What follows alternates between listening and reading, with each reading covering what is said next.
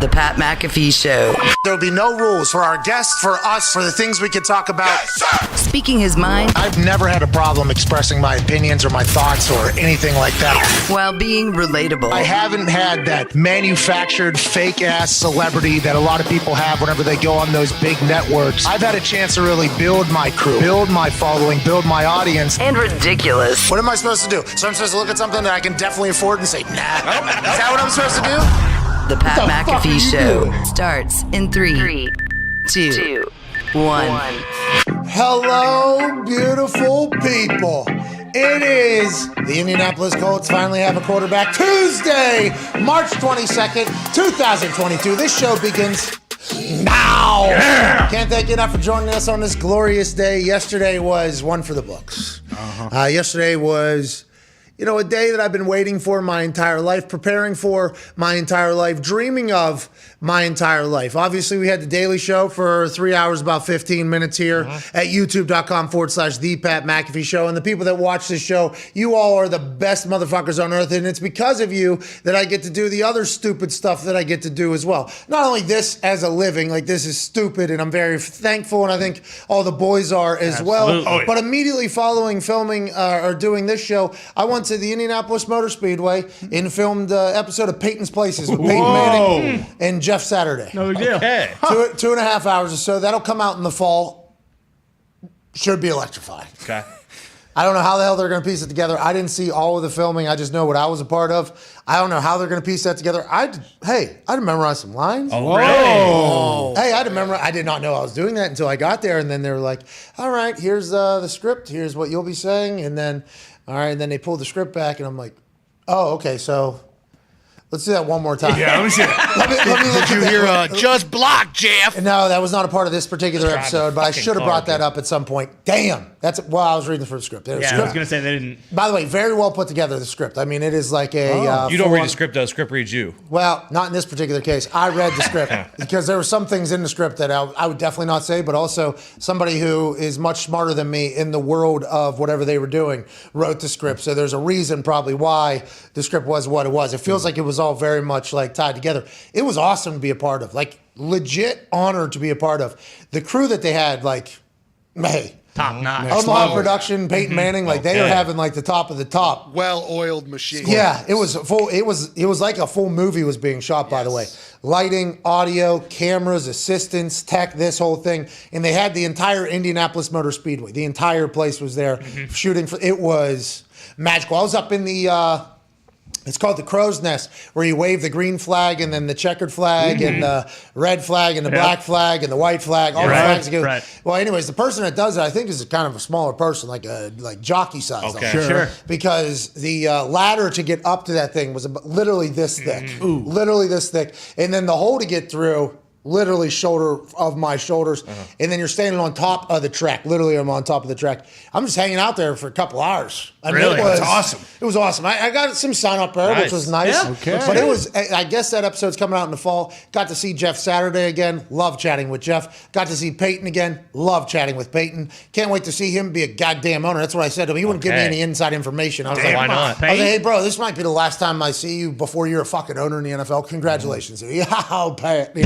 A couple of those, like, kind of shoot it off. It was amazing. I was very thankful to be a part of that. And then immediately after that wrapped, hopped on a plane, flew to beautiful Chicago, Illinois. And I can't thank the people of Chicago enough for the love they gave me whenever I walked out into that arena last night and made my Raw debut. Finn Ballard gets a big dub. Austin Theory looked like a bum again. Yep. I mean, what a night. Yesterday was one of the coolest days of all time, and I can't thank everybody enough for allowing me to live this life. It's the dumbest life of all time. I will continue to try to enjoy every single moment. I will continue to try to do my best at everything I am doing, and thank you all so fucking much for all these opportunities. The boys, obviously a massive thank you to all of you for making this all possible as well. The Toxic Table here, at Ty Schmidt, at Boston Connor. I'm going to start with you, Connor. Colts got a quarterback, pal. You're fucked. The AFC was just put on notice. I've been waiting to wear this.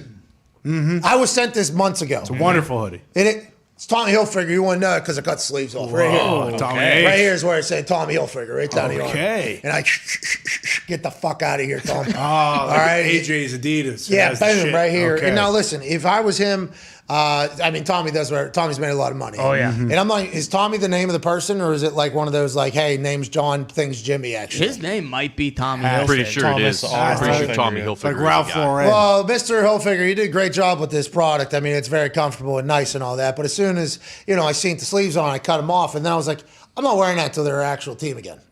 I actually said that. I am not putting that on until they didn't have a quarterback. They didn't have a lot of people. We just lost Zach Pascal. He went to the Philadelphia Eagles. He's a touchdown scoring machine. Sirianni knows that because he's seen him in Indianapolis. So I said, I'm not wearing that very nice tie-dye hoodie until the Colts have a team. Yesterday, trade for Matt Ryan. They him up on a new deal for like 2 years, $54 million guaranteed. $27 million against the cap each year. How you doing? Keep it moving. Fucking love it. Easy. Let's go ahead and win the fucking Super Bowl now. So I said, let's put that hoodie on for the first time since I've got it months ago, because now we have a quarterback. Now we have a team. Is Jonathan Taylor still on the squad? Yes. Is that offensive line still on the squad? Yes. Is Darius Leonard, DeForest Buckner, Kenny Moore, and the boys still on the defensive side? Yes. Rigoberto Sanchez punting the ball on fourth downs?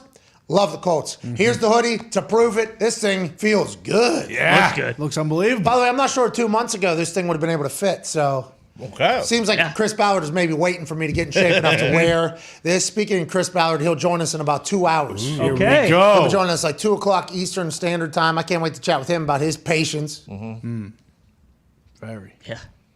very patient. Still only got one guy. We traded for Yannick Ngakoue, too. Let's not fucking get crazy here. Good We pick. lost Pascal, though. We lost a couple other people. But right now, he signs Julio and Jarvis Landry. Everybody's pumped. Yeah, exactly. Oh, yeah. All of a sudden, everybody's like, oh, the Colts won free agency because they got Matt Ryan, a pro. You see him coming off that Indianapolis Colts plane? Leader. That's what the fuck a quarterback. Hey, that is franchise quarterback. Right? Bingo. Looks clean. Well, Looks like he's 6'6", handsome, Unbelievable suit. great suit, Yeah. fit perfectly. Went to BC. Walking off of a G5. Just, hey, I'm here to lead your football team and not do anything crazy. And we're all, thank God. Yeah. And there's some people on the internet that keep bringing up 28-3, 28-3, 28-3. Send that shit to Niners faithful, okay? right. That's Shanahan. That is not our guy. Matt Ryan, he wanted to hand that, but he knew good football. Yeah, well, What? well, he knew good football, but he got sacked on third down, and got knocked out of field goal range. If he knew good football, he just would have thrown it away. Yeah, but intentional grounding there even worse. True. Good point. Because clock stuff. You throw it up to Julio, though, he'll be in the area. Well, maybe. I'm not 100% sure. Look at this handsome son of a bitch. Welcome to the Colts. Looks great. So happy for that. But anyways, Chris Ballard will join us in a couple hours. Rap Sheet will join us in about 10 minutes. He's out at Liberty's Pro Day. Here we go. Malik Willis working out today after Kenny Pickett worked out yesterday. But Connor, let's get back to it. Indianapolis Colts now, not in FanDuel, but in my eyes, odds-on favorite to win the Super Bowl. How do you feel about that? Yeah, I doubt it. I mean, they're not even the odds-on favorite to win their own division. I think Bob Woods is probably... By the way, they call him Bob Trees. Yeah, Bobby Trees. Bobby yeah. Trees. Yeah, Cooper Kupp put out an entire message about how hard Bob Woods works. Hand in the dirt is really the only way to change your culture, and he's got his fingerprints all. I mean, Cooper Kupp looked like a poet in how he wrote his basic tribute to Robert Woods after leaving and thanking him for everything he's done for not only the Rams, but also Cooper Kupp, who is the Triple Crown winner and yak leader of the NFL last year with Matthew Stafford. So those are very powerful words that I didn't necessarily want to read because, the Colts could have probably got Robert Woods. Sure. And I believe it was only a sixth rounder for him coming off an ACL. But nonetheless, Titans are a very formidable foe. Yeah. Okay. Very. Yeah. They got Vrabel, who's able to coach a bag into winning games, it seems like. And their players are great. I understand that. But we now have an adult playing quarterback. Oh, yeah. That's right. Okay.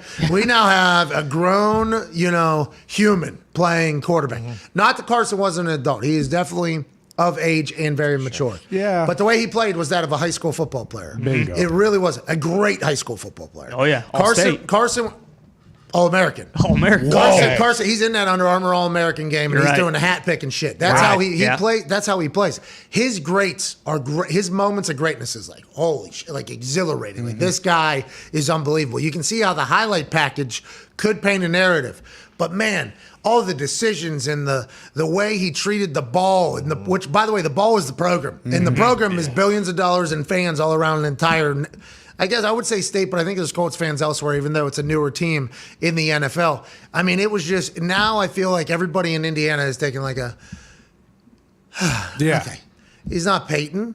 All right. Will anybody be Peyton? No. Peyton's got a fucking statue. He's not Andrew Luck. But also, is that good news? Because Andrew Luck also got hurt because of the way Andrew Luck played. He's probably not nearly as talented at the high end whenever Andrew Luck was playing and when Andrew Luck retired. But Matthew Ryan is a fucking great to get for the Colts and where we were sitting. With the money that we had, being able to pay him now, re-upping him, you got $7.5 million as soon as you landed. So maybe that's why he looks so damn good. His family, big smiles. By the way. They're excited. Big smiles by the whole family. 2 kids, very cute. And wife looked incredibly happy. Beautiful family, Matt Ryan. But we have an adult playing quarterback now. Yeah.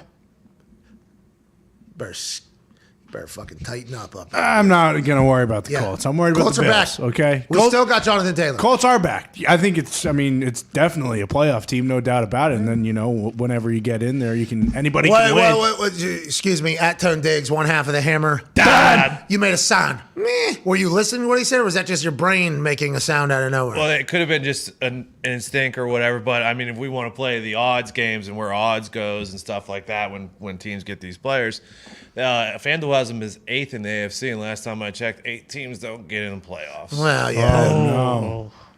What does FanDuel know? Exactly, I saw them put a boost said. out that was less than what it would have been straight up. Yeah, so they've kind of been off their game lately. That's a good point. But they did move, though. The division odds moved whenever we got Matt Ryan. Mm-hmm. FanDuel, by the way, their book is, yeah. Yeah. What are you even talking about? Matt Ryan knows the Titans' offense because of Artie Smith. Okay. Because Artie is a Titans guy. Yeah, but the Titans, I think, changed their offense, didn't they? Did they? Artie Smith was with the Falcons last year. I figured he was just bringing that offense to Atlanta, and now Matt Ryan can just tell the defense, hey, this is what they're trying to do. Said, no, did they keep do you think Artie's the Titans offense just said, you know what, Artie Smith's gone, fucking attribute to him, we're running his offense? Well, they had a great offense. Why would they change the recipe? I mean, their offense is pretty simple. Just hand the fucking ball off and see what happens. Well, that's what our offense could look like, by the way. We might be paying a guy $27 million a year just to hand the ball off. And as long as he says, yeah, I'm going to hand the ball off this play, I'm happy with it. That's what you did last year. Just need a guy not to go, I'm fucking actually, you know what, I see Colts need something. another wideout. Yeah, but if Ballard, who's coming on in an hour and 45 minutes, if he comes on here and I say, how about just like Jarvis Landry, Julio Jones, and then bring in Gilly Lock too? Why not? You can still do that. You can still afford that. And he's like, well, Pat, I'm actually fucking doing it today. Yeah, that would be. What if he came on the show with an announcement? That'd be pretty sweet. What if he came on the show and was like, I would like to let you, I don't even know if this has gotten out yet, but fuck, we just got Jarvis fucking Landry. Ooh. I'm like, what? Let's go, banana land. Yeah. Then I look right at you and I go, Patriots got to be shitting their pants right now because the Colts are all the way back. Do you think I give a shit what the Indianapolis Colts do? They will fuck it up somehow. Well, no. I do not care about whatever goes on in this city when it comes to football because at the end of the day, I thought we were looking for parades. At the end of the day, you got a 37-year-old quarterback. Is that how old he is? He looks like he's 31. He's old as hell. No, his face, he looks good. And don't forget that we destroyed Matt Ryan. We destroyed the Falcons franchise. We actually had their owner walk onto the field in the Super Bowl and said, "Oh, Arthur Blank, why don't you, go to a porta potty, get the, diaper, because we're about to fucking take the soul out of your franchise." And that's exactly what we did. So sure, Matt Ryan, Boston College guy, I love him. Great to have him here in Indy, but no, I don't see the Colts doing anything meaningful this year, next year, the year after. Maybe that's because you're a stitch. Maybe when Arch Manning, when Arch Manning declares and the perfect Colts. timing. He's 37. Exactly. Makes it to There you go. 42. Makes it to 42. He retires. You go 1-16. Then you get the number one It'll overall be like a Ben pick. Roethlisberger last year. Bingo. Turn it around. Just be throwing little 5-yard outs. Exactly. 75 times. Matt is at that age Still where got the Ben plus. started declining again. Yeah. Yeah, but Matt Ryan appears as if he does work out. Sure. And eats healthy. Yeah, Right. he also, Cordero Patterson did everything for their offense last year. Well, But he I was digress. available until last week. We could have. Imagine we give Matt Ryan, Cordero Patterson, Jarvis Landry, and Julio Jones. Then By all the of way, a could sudden- afford all of those people. Do you want yeah. Julio?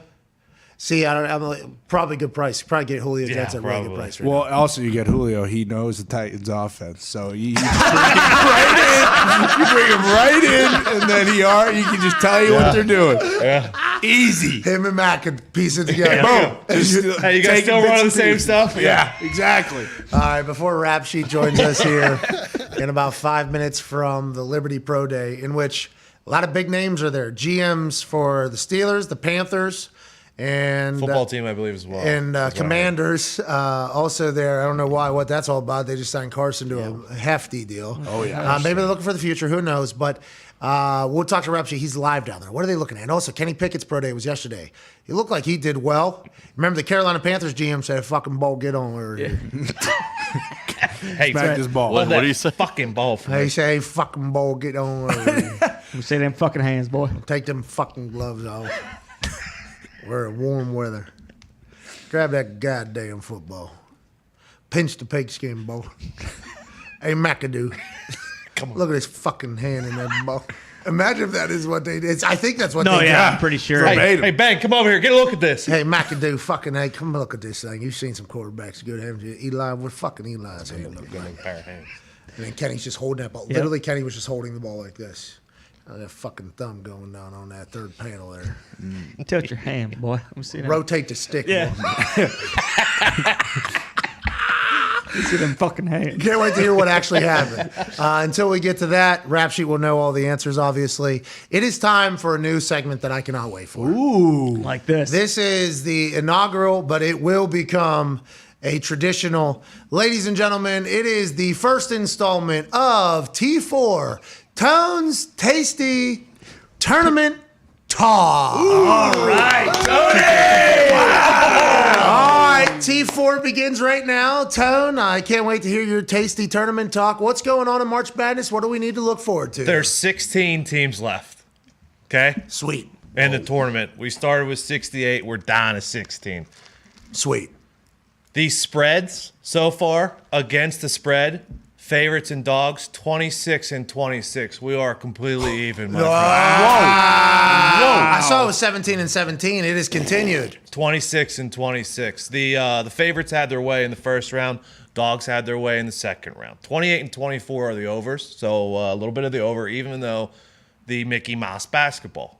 Okay, bad basketball. 4 double-digit seeds are left. We got St. Peter Peacock. Hey, let's go. Come on. Here we go, Let's go. now. They're taking on Purdue. It's going to be tough. 12.5 hill to climb there. Okay? They're going to do it, though. And then we have Michigan, who's an 11 seed. They're making their glorious run through the tournament. One of only 2 Big Ten teams left. Oh, Big Ten died. They had 8 to begin with, I think. Nice. 7? Yeah, 9 maybe. 9? Oh, Just Purdue and Michigan left. And then the other 2 double-digit seeds actually play each other in the battle of the weather, okay? It's the Iowa State Cyclones versus Miami Hurricanes. water, wind. Yeah. Water and wind.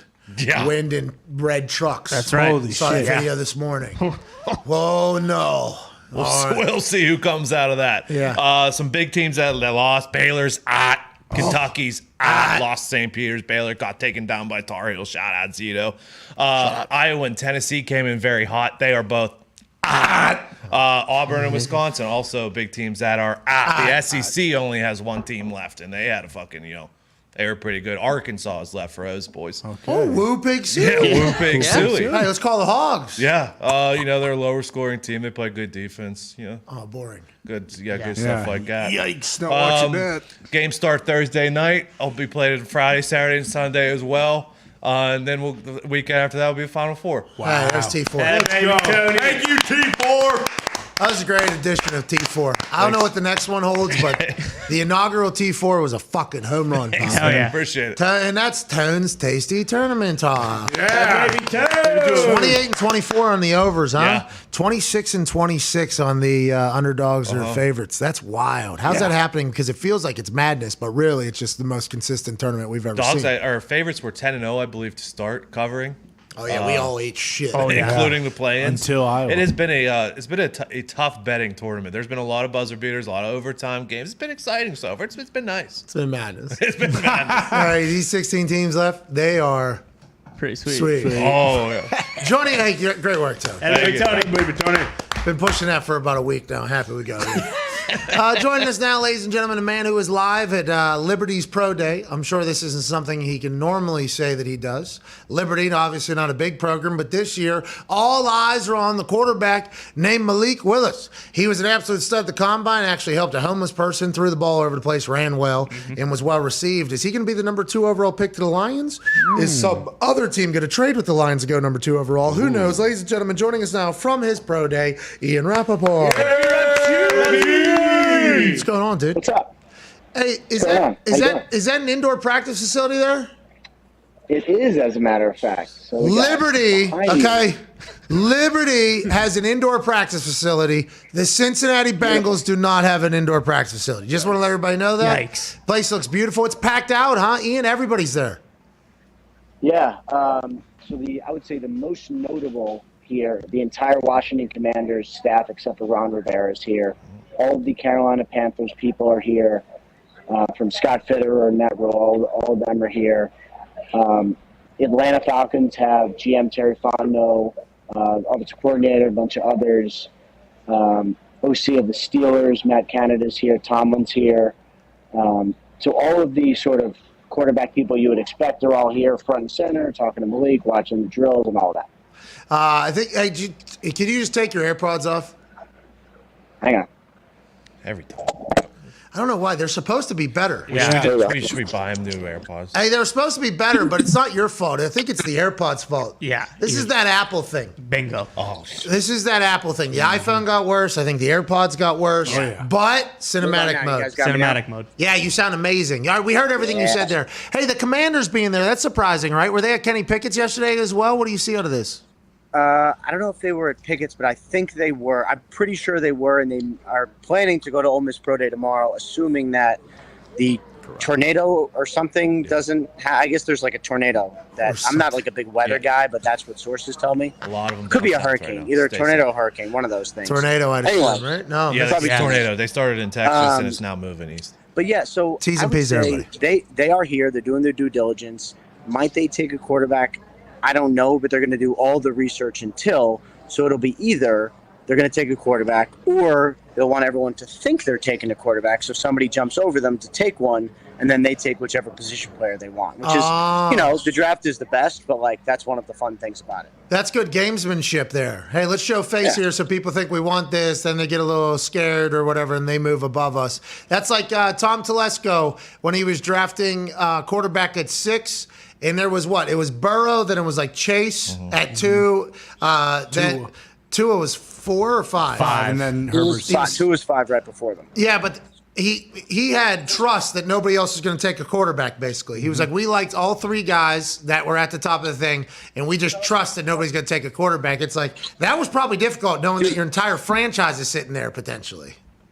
Which, I get it. You have to wait through 5 picks. Like, that's hard. How about the Patriots waiting through 14 picks, including a couple trades, knowing you wanted Mac Jones? Hey, did they want him? Was that real? I thought they didn't want him, and then when he showed up, they were like, yeah, all right, we'll take him. Fuck it.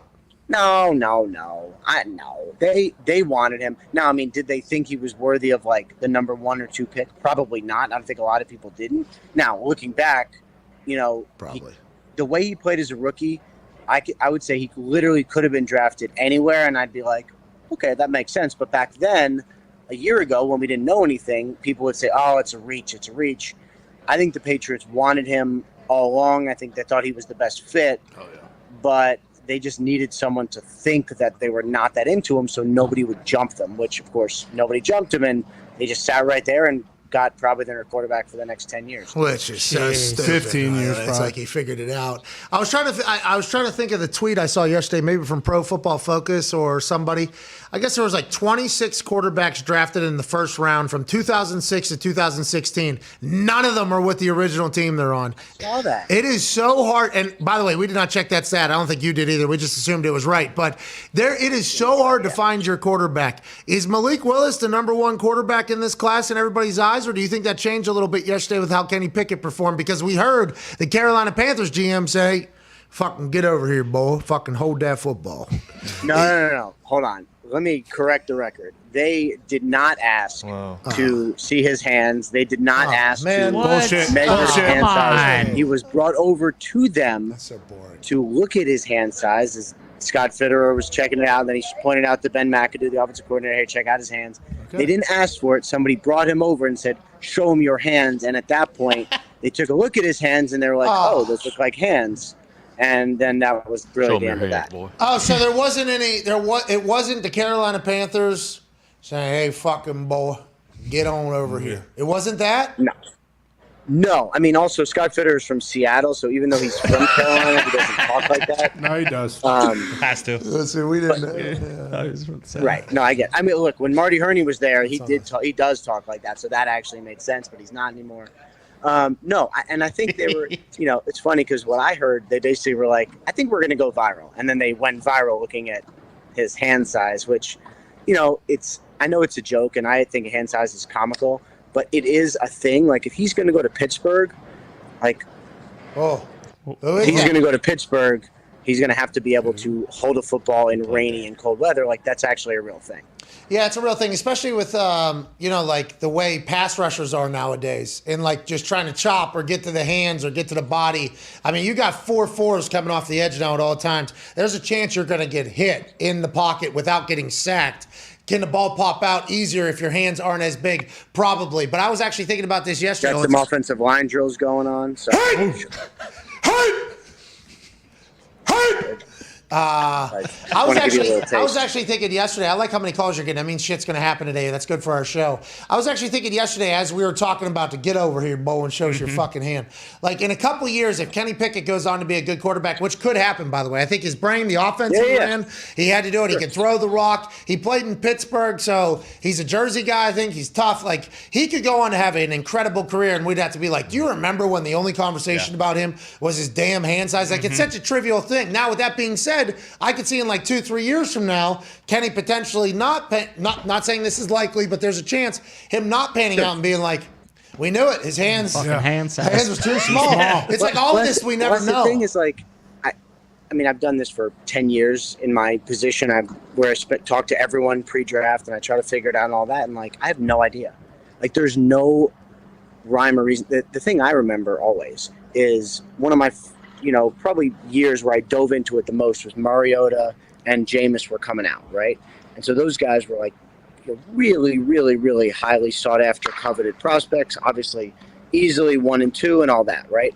And then the next year, everybody was like, well, those guys, these guys aren't quite as good as Mariota and Winston, but they're pretty good. And so everyone like paled in comparison to Jameis and Marcus Mariota, and everyone ended up better than both of those guys who are sort of bridge starters at best. Wow. So no one knows anything, but I always think of that because like for years, no one measured up to like Jameis and Mariota, and now everybody surpassed them. You know what I mean? All right, so let's do some NFL talk here before we get back into the draft talk, because you being on site, we have to ask questions about it. We'd be, dumb not to. Mariota going back to Artie Smith. As soon as Deshaun didn't work out, was basically already in the plans?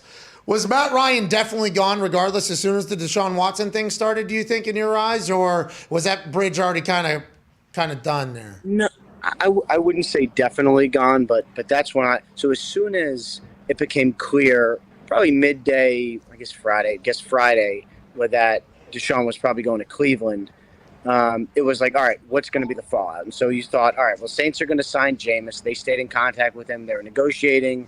They put it on pause. Then they did a deal. Okay, that makes sense. And then it was like, is Matt Ryan going to be so upset that he wants out? And I don't know that he was like that. I don't believe that he asked to be traded, but he was definitely amenable. And I think the team, once it was like, all right, we're looking around for another quarterback, it is clear that the quarterback on our roster is not the long-term answer. So then a trade makes sense. And to me, it was only the Colts. Like, I think the Carolina Panthers would have done it, but they're not going to trade him in the division, obviously. So it was really just the Colts the whole time. So when it sort of became clear yesterday morning that he might be traded, it was like, all right, he's going to be traded to the Colts or he'll stay and probably just keep playing. And then the Mariota follow-up, they knew that was probably likely because he was still out there and already knows him and knows his offense. And do you think they're done at the quarterback position? Is he the starter? I think they're done until the draft, and then they may take one in the draft. But like everyone who doesn't have a long-term guy will look at taking. Are they there? Yeah, they're here. Terry Fondo's here, the GM. Dave Ragone, the offensive coordinator, he's here. Maybe the Birds.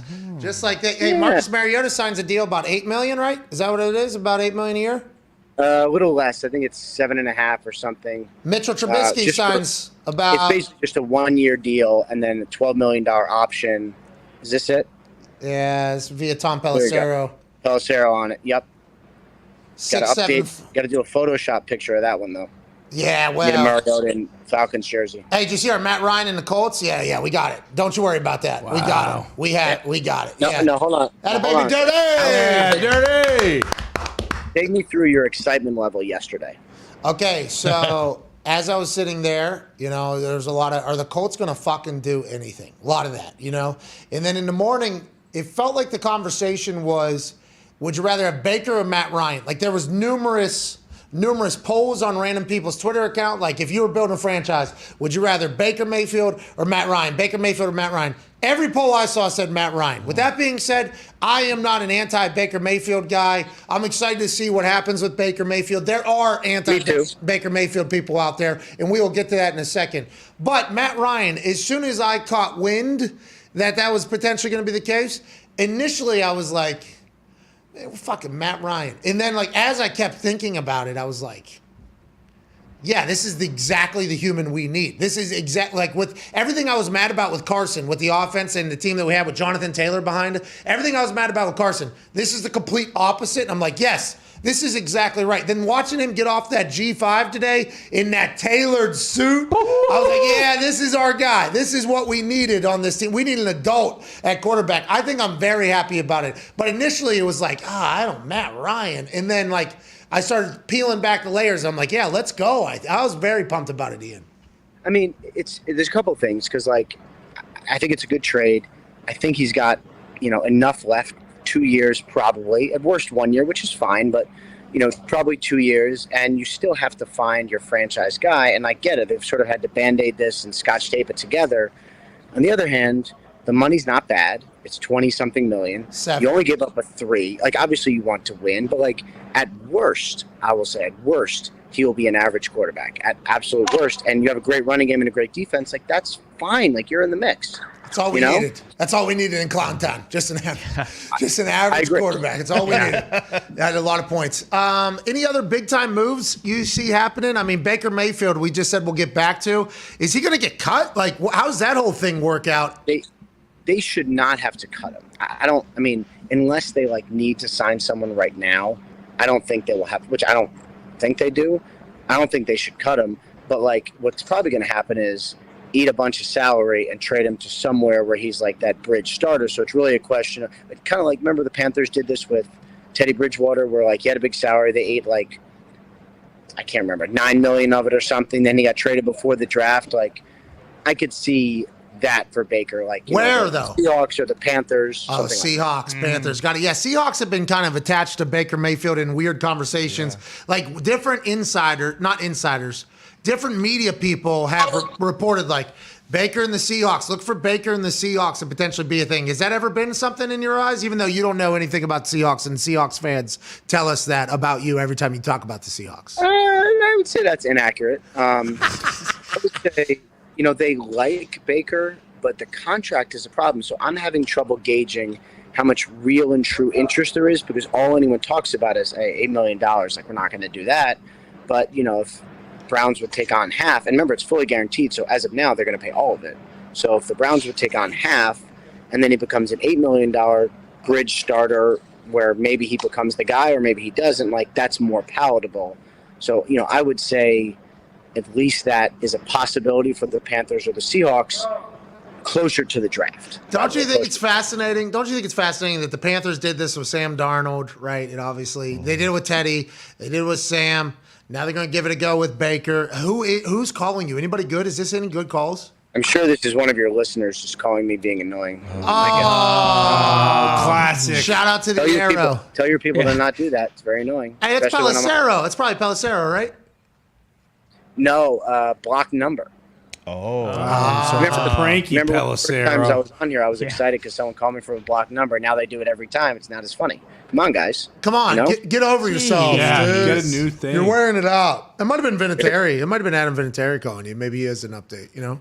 He shows up on my phone as a Block number. no number. That's actually really obnoxious. Who do you think you are? I mean, he is a Hall of Famer, so I get it. But Yeah, he's still. well, not yet. He will be a Hall of Famer, but he's fucking Adam Vinatieri is who he is. Calm down. And I don't think he uses I guess his of phone a all lot. people, he probably can. He can probably do that. Yeah. And I don't think he uses his phone much either. I think he Off is. grid. Yeah, he is. You get a call from Vinatieri. You can call for. I get a call from a blocked number, and I'm like, well, I'm not answering that. And then I'll text Vinny, "This you?" And he's like, "Yes." I'm like, "All right, I'll call you." I'll call you. Something must be up right here. His kid just signed with Didn't you UMass. break his retirement? I feel like you did. I didn't do it. He just came on here and was like, "You want me to do it here?" And I was like, "No, I don't want you to do it." He was like, "All right, I'll do it right here." I was like, "I don't want you to do it." He's like, "I'm retired." I'm like, "All right, there it is." We just said there's no formal retirement from the NFL. You know, it's kind of a weird process. I learned that when I retired. I'm like, "What happens?" They're like, "You're retired." I mean, you mean your retirement, which I broke. well, you actually held off, which we were very thankful for. No, it is weird though. Like every year, there's a couple guys who retire, and I really don't mean this to be insensitive. I really don't. But they retire, and I'm like, have they not retired already? And they've been out of the league for like 2 years. All right, we got some on. questions for you. Okay, we get it. A lot of people are saying Christ. about you whenever you hang up the insider game as well. Yeah. Ronnie. That's unbelievable. Unbelievable. These guys work their entire lives, okay, for your entertainment, for your job. For an Instagram post or a tweet. That's Hey, it. They want the likes. That's what Tom Brady did, by the way, and then he just said, actually, never mind. Not selfish at all. How about that? How about that $518,000 touchdown ball? Oh, Yes, boy. someone get to that You guy. find out what happens there? I think that's fuck them, right? And Yeah. I guess it isn't it. I assume like it's too bad for you. I don't know. Real quick. Do we really care if somebody's paying $518,000 for a fucking football? No. Okay, because No. they probably have. Don't care. A lot of people are like, "Oh, he's going to be pissed or she's going to be pissed." It's like Charity. they just paid $518,000 for a football. That money's going to charity. Yeah. I don't know if they're Unless that they furious. remortgaged their house for it and like that was their entire savings. Then I'd feel terrible. Then he's a moron. And also, they should make Yeah. better decisions. Yeah. You know what I mean? But also, his first retirement, last touchdown ball, you can still market that. Exactly. You know, you can It's get still Jim Irsay to something. buy it. You can get Jim Irsay to buy that 5-10 years from now. Or that guy could just use it as like a tailgate ball next year and just scuff it up in the parking lot and just treat it like a regular football. Yeah, 518, they're like a baby Duke. Yeah, Exactly. exactly. What were you going to say, Ian? No, I say, doesn't Irsay only buy guitars? No, he's got everything. I think he's got like some Pianos? Buddhist script thing. Ooh. I think he's got a lot of stuff. He just bought Muhammad Ali's gloves. Abraham Lincoln stuff too. Yeah, he's got some Lincoln. Hey, he's a museum. He's a museum. And then he takes it on the road and does concerts with it. Yeah. So sick. It is awesome. He's really crafted something that only he could do. It's like, all right, get this collection of shit you literally cannot get anywhere else that I actually loan to museums and stuff. Like, yeah, hey, go ahead and come on back. And then also you're going to get a concert from like some AC/DC folks, Jim Irsay, and like the best drummer and guitarist. It is insane. It's awesome. The Jim Irsay collection, can't wait to see it live. Now maybe Matt Ryan will be in there as well. Wow. Got some questions from the boys, Ian, if that's okay? Go ahead, sure. Go ahead, Ty. Rap sheet. Now that all the quarterback dominoes that matter have fallen, who do you like? Are the receivers who are still kind of out there? Are those guys going to start getting picked up? You think, or because it's such a deep receiver class, are teams kind of hold off until the draft? First of all, Baker Mayfield can hear you. That was very mean. No, we didn't know what was going to happen with him. Going to post on social media about you. No, we're pro Baker Mayfield. Yeah, show. I was going to say, but Yeah. you know, he's not started right now, so no one's signing That's- anywhere because of Baker. That's true.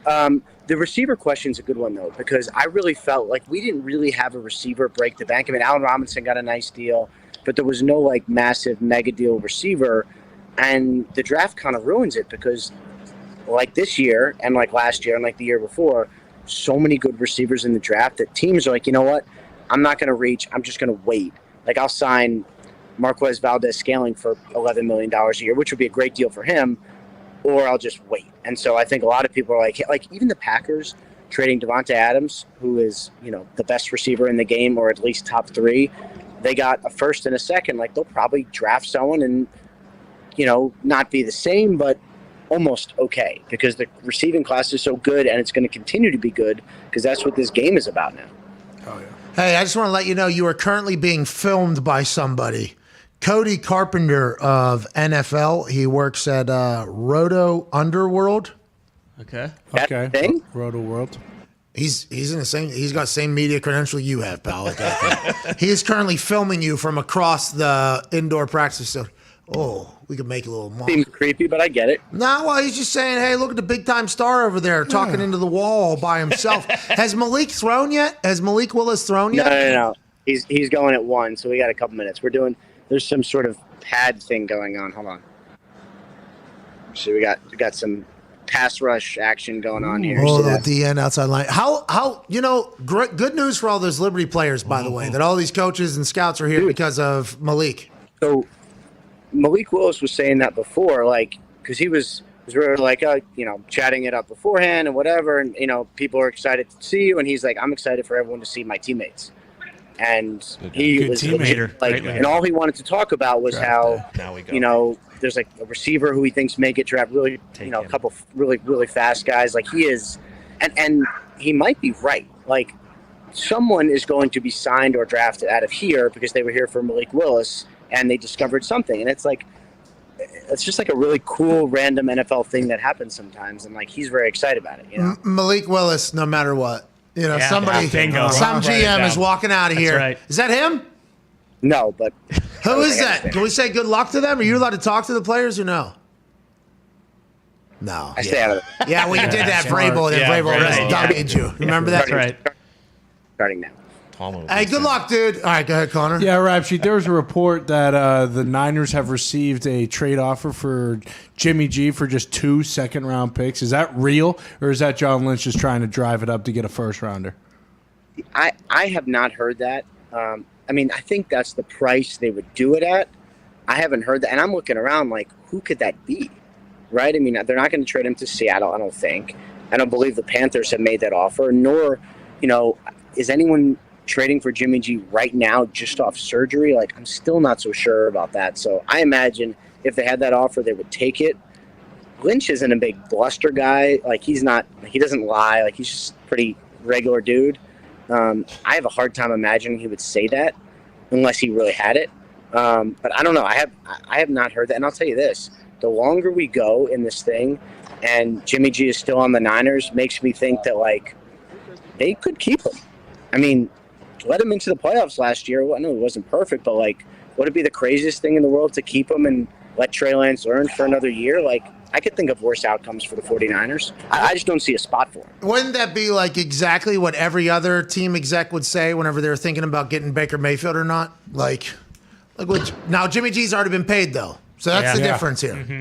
Baker has not been paid yet. So that needs to, I think that should be addressed. Just like Jameis didn't get paid. Jameis, he made money. He was an NFL quarterback, obviously, but he didn't make that second contract. And he has another 60 years of life to live, too. So whenever you think about money and everything like that. So I think that is the differing between those two. But, that Baker Mayfield situation is going to be fascinating. We'll see how it plays out. Mary Kay of Cleveland.com is reporting that, and she's been around Cleveland, I think, she has good sources and everything. Does a good job. She said, you say Mary Kay does a good job. Joseph Person, by the way, also does a good job. He reported something the other day we told you about, and then you acted like you reported it a couple hours later.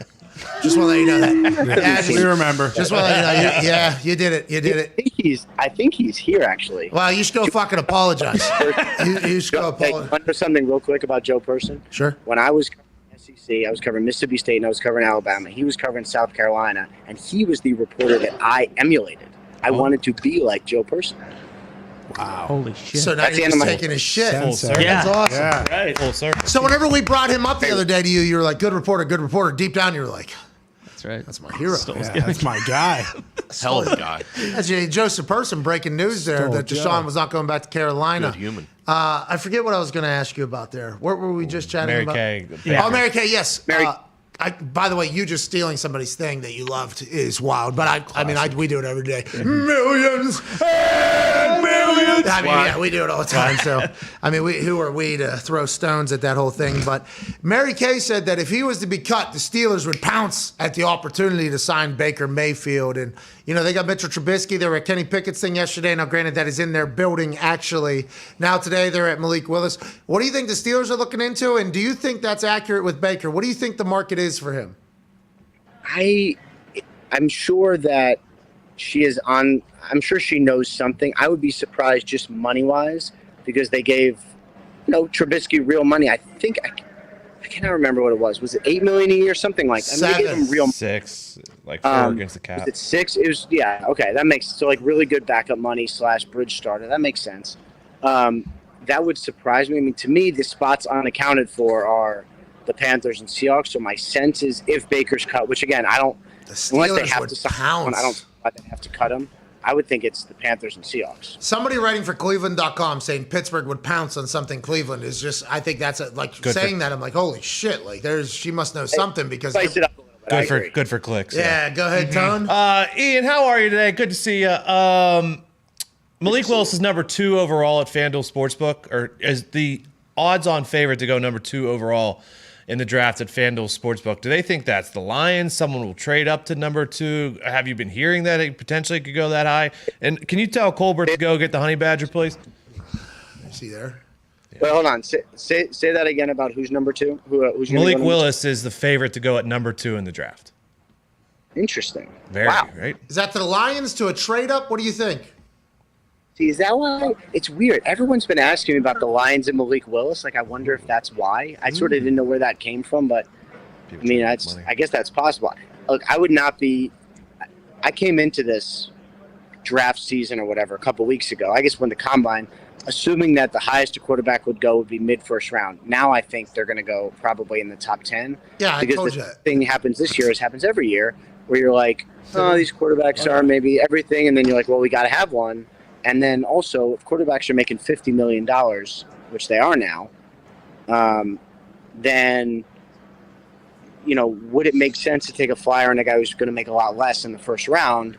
Like, to some teams that don't have one, it would make sense. So, I think quarterback probably goes in the top 10, maybe multiple quarterbacks. Okay, so Kenny Pickett, allegedly an anonymous NFC assistant general manager, said, going to be tough to see that guy go past the top 10 or whatever. And that's kind of what you're reiterating, which is what we talked about. Those who missed out in free agency, all of a sudden these guys look a lot better as quarterbacks than they did before Russell Wilson was maybe available.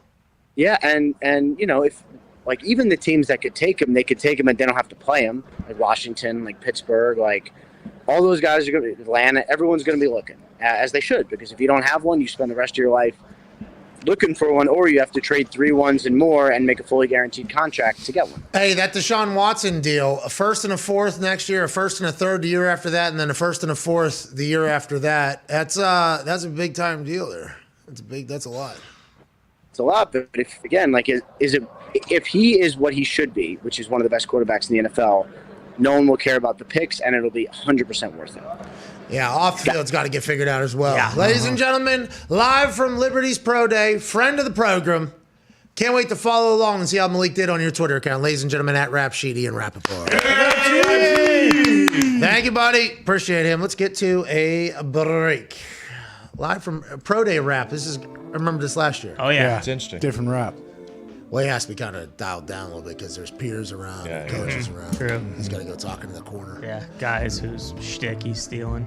Joseph Person. Yeah, that's crazy. Like his ass beat. Joe Person does look like he's a person who would beat the fuck out of another person. Heavy hands. Yeah, that's what they say. Lightning and thunder. Don't get caught in a storm. Joe in person. We're back in 4. You all are the best. Some phone calls on the other side. 1-833-4 McAfee. Anything we learned out of there? Jimmy G stuff. Jimmy could G be stayed true, in could be bullshit. San Francisco. Baker's got no market. Atlanta, potentially. All right, see you in 4 minutes. We'll see you then.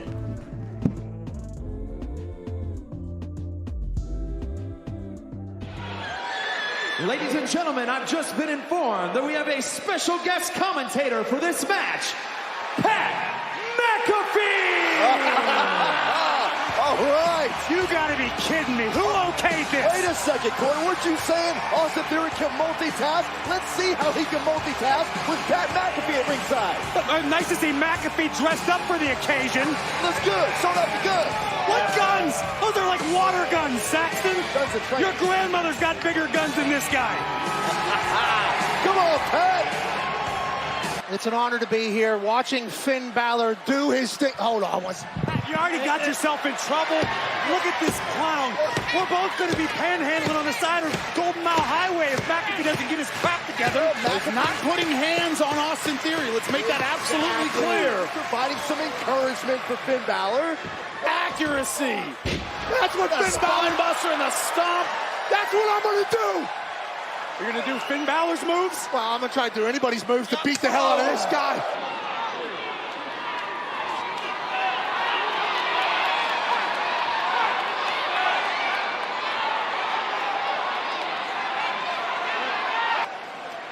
Your professionalism has brought you, or lack thereof, has brought you a few issues. And if maybe you don't fix that, I don't want to play double duty again, man. That's exhausting. Listen, Corey, you were great on both shows for sure, but I'm not one to get smacked in the mouth and take it like a little bitch.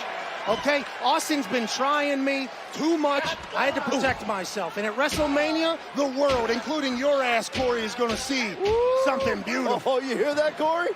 Oh, okay. Look at this bump. Where does he go? Come on. McAfee is scouting. Security! Close.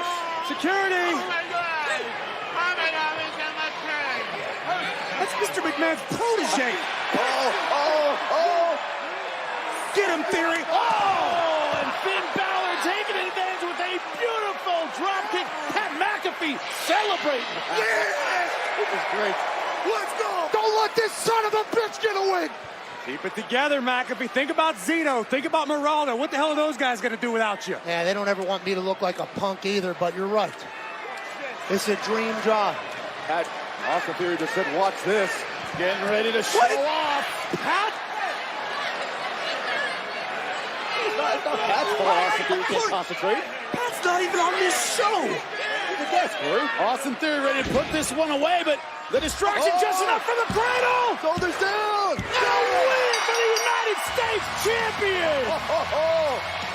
Here's your winner, the United States champion, Finn Balor. Pat McAfee perhaps causing a little bit of mental turbulence. I'm not calling it like it is, Saxton. It was a blatant distraction.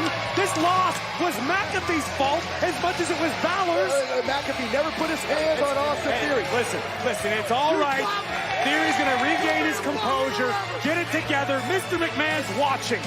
Theory will be ready at WrestleMania. Well, there goes the momentum of Austin Theory. Another team looking for momentum heading into WrestleMania. The Street Profits with a serious edge. Oh my God. It's long. It's very long. Yeah, Smart. That's very smart.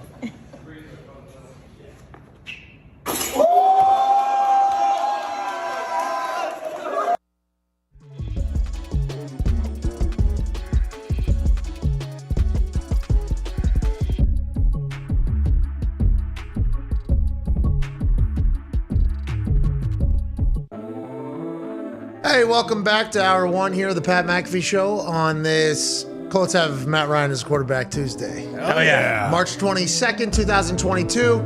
Christopher Ballard, general manager of the Indianapolis Colts, will join us in about an hour and 5 minutes or so. Can't wait to chat with him about the big moves he's been making. Oh, yeah. What moves are next? And now that the Colts are tied with the Tennessee Titans in odds to win the AFC South, how does he feel? Because he had taken a lot of slander on this particular program. A lot. Rightfully so. I mean, he was incredibly patient in this entire thing. Some would say too patient. He missed that first wave completely. He said, listen, I'm going to take Tractor another round. I'm going to catch that next wave that comes in. And then as soon as he saw the Atlanta Falcons fuck around with Matt Ryan, he was like, excuse me, we will take that adult you have down there, 37-year-old man in a beautifully tailored suit coming off a G5 today. We will get him out. Let's restructure this thing. Okay, how about $27 million guaranteed each year? He gave Jacoby 20. Yeah. Phil Rivers 25. Wow. With inflation and where the world is, 27 a year for Ballard. I assume he's like fucking Thank you, sir. Now we have an adult here, and we still got Jonathan Taylor in the offensive line. Can't wait to chat with him in an hour and 5 minutes. Marcus Mariota signs a 2-year deal with the Atlanta Falcons to get back with Artie Smith. Malik Willis's pro day today. Every team that was in the quarterback conversation is still there. Look for their Steelers, Panthers, Commanders, Falcons, and we assume not the Broncos because they got Russell Wilson. Yeah. But conversations are heating up on who's going to lead who, where. We'll continue that chatter in about 6 minutes here on SiriusXM for hour 2 on this Tuesday, the 22nd. Oh, yeah. That was all very professional. Thank you. It was an hour. It was a minute and like 14 seconds I had to fill there. Just about. Should have went to a break earlier, so that was unprofessional. You should never have a minute 14 left. No, because you kind of wrapped up everything. Yeah. Nice little bow on the hour, you know. What we talked about. And then, boys in the truck, though, were like, God damn, another 6 minutes of fucking same commercials that they run every goddamn day. Yeah. There it is. There it is. Literally just caught it. I don't know if that went over both of your phones because I only got my right one. Zito just turned up what Sirius was playing. It's only in our right ear. It's the same commercial every single day. It is. But they get it. Can they spice that thing up a little bit? Maybe switch it up. Have that robot lady voice do it, maybe. Oh, love the robot lady voice. She's awesome. I deleted her from this thing. But, All right, let's get some phone calls. Was that Tone? She was nice. How about Tone's tasty tournament talk from earlier? Top all time. I love T4. Hey, that was awesome. T4 was awesome. Thanks. I don't know. I didn't know what we were looking for, so I just went for it. Didn't really give us an update on the women's tournament, but. Oh, shit. Wow. Hey, I saw a game winner for the first time during a commercial. They said you probably hadn't seen this, and it was for the national championship. That's going on right now? Oh, how dare you, dude. Tone, bad guy. Tony. Listen, Title IX Tones needs to fucking find himself in the mirror. You hear me? For the next T4. Next time T19 pops out of your mind for T4, Tone's Tasty Tournament Talk will be no more. Okay, you hear me? I love that tournament. I just didn't know if it had started yet or not. That's the interesting thing. I'm watching that commercial, and they're telling me that I hadn't heard of it, and they're blaming me. And I'm like, all right, give us the rights. Yeah. We'll take the rights to the women's college basketball tournament. Sure. We will change when it is, first of all. We are going to change when it is. Sure. And let's go ahead and do this thing. I do remember when I was here in Indy, remember the weight room they gave? They have real reason for gripe, by the way. Oh, yeah, for sure. Real reason for hey, this is a bunch of bullshit. Because I remember watching the WVU women's basketball team beat up on a group of dudes that, around college just wanting to practice against them. Just beat the dog shit. And Meg Bolger was just crossing these dudes up, banging. Is that Mark's sister? Yeah, actually is. She was very athletic. I don't know who else is on that team. They're going to be pissed because I actually hung out with them a couple times. Oh, no. Oh, no, I'm so sorry. This is on me. Shouldn't have got into this. Yeah, you should have just mentioned the fucking women's basketball tournament. Now you're just moved on. It's on me. I will tell you, Notre Dame put a butt whooping in Oklahoma, 108-64. That's what we're talking about. Hey, by the way, have any of the men's cracked 100? No. Okay? Amen to that, Something brother. to think about. Yeah, they're using that new terrible ball. too. Long ball. Anyways, I don't know why I was getting yelled at for never seeing it. Yeah, why didn't they show it too? What's that? They just did the audio, right? That Well, they commercial? probably can't afford to. Maybe they need to renegotiate their rights so more people can see the shit. Yeah, that would make sense. Because that was it sounded electrifying. It did. I was listening to a podcast of a national championship. It was Splash. And I was like, God damn, how did I miss I that? remember that. I don't remember that. It seems like that was for a national champion. Holy shit. How did I miss that? Oh, I guess that's my fault. Yeah. Can't find it anywhere. We need to watch that. Yeah. If you see it on TV, go ahead and click on it. Record. So at least it gets a little bit of a rating. So then they can negotiate better deals and be seen by more people. Here we go. I watched on Sunday. How was it? It's one thing when the Iowa men's team loses. Like that, you can kind of stomach. Watching the Iowa women lose. They lost? They did. No, by Oh, my. They did at home. two. Had a lot of at chances too. At home. Yeah, What? Home games? That's how it works in the women's tournament. So if you're like a higher seed, like the first 2 round games, you get on home ice. They were playing in Carver Hawkeye Arena. It just gutted me. So I will not be able to watch any more of the women's tournament. I just can't even I can't even bring myself to turn it on anymore. I really can't. Those Hawkeyes. I know. So Hawkeyes, both men's and women's basketball team, super hyped, lost. Yeah, early outs. It's tough. 64-62. That is very And difficult. Iowa State. Oh, and Iowa State has become the new wagon. Iowa State is the basketball school of Iowa. That's right. No. Without a doubt. Oh, without a doubt. Oh yeah, they have been. I mean, Ames is a better city. Basketball team's a better basketball team. Ames absolutely fucking stinks. And anyone who goes to school at Iowa State will tell you that too. But yeah, you look back last 10 years or so, both the Iowa State men's and women's basketball programs, top notch. Well, congrats to the Cyclones. Yeah, let's go, Cyclones. Let's just go through ties last week, though. Mm-hmm. Iowa men's basketball team, super hyped going into the tournament. Yeah. Boom, first round. No. Iowa women's basketball team, super hyped at home.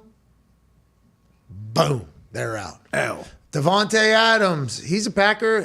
It'll get figured out. Trade to the Raiders. That's right. John Deere tractor working in the igloo. Okay. The only tractor in there working in the igloo. The igloo is being pieced together as we speak right now. It is going to look glorious, and we're going to move into that thing very soon. I cannot wait. Hell yeah. By the way, the FanDuel igloo, it's cool. It is cool. John Deere tractor started smoking, broke down right in the middle of the fucking igloo. Had to evacuate the entire igloo because the John Deere thing couldn't operate anymore. So John Deere, dead. No. So Iowa Hawkeyes men's team, dead. Iowa Hawkeyes women's team, dead. Devontae Adams, tenure as a Packer, dead. John Deere tractor in the igloo, dead. Had to get a Bobcat. Ty Schmidt might as well be dead. Nah, don't you dare disparage Deere. I told Tim said that, and I said, you know what, Tim, why don't you go take a peek at the operator? Because that's who the fucking issue's with. That guy's probably granny shifting the gears, burning out the transmission. The hell are you doing, pal? It's a Deere. This ain't some fuck. The Pat McAfee Show. There'll be no rules for our guests, for us, for the things we can talk about. Yes, Speaking his mind I've never had a problem expressing my opinions or my thoughts or anything like that. while being relatable. I haven't had that manufactured fake-ass celebrity that a lot of people have whenever they go on those big networks. I've had a chance to really build my crew, build my following, build my audience. And ridiculous. What am I supposed to do? So I'm supposed to look at something that I can definitely afford and say, nah. Is that what I'm supposed to do? The Pat McAfee Show starts in 3, 2, 1. Hey, welcome back to that show. Hour 2 on this glorious Tuesday, March 22nd, 2022. This sports show begins right now. Yeah! Can't thank you enough for joining us. The Toxic Table is here at Ty Schmidt, who's had a rough 2 weeks. Rough go. John Deere, dead. Iowa Hawkeyes men and women's basketball programs, dead. Devontae Adams as a Packer, dead. It's all right, Ty. You're very much alive. Thank you, Ty. Thank you, guys. At Boston Connor has to look in the mirror and see a man whose team is now in the same conference as the Indianapolis Colts with Matt Ryan. Yeah. Sports Stooge Connor obviously shaking in his nobles. Yeah, who cares to that? Sorry. All right, congrats to Francesa, by the way. Congratulations. He's got a new show. Yeah.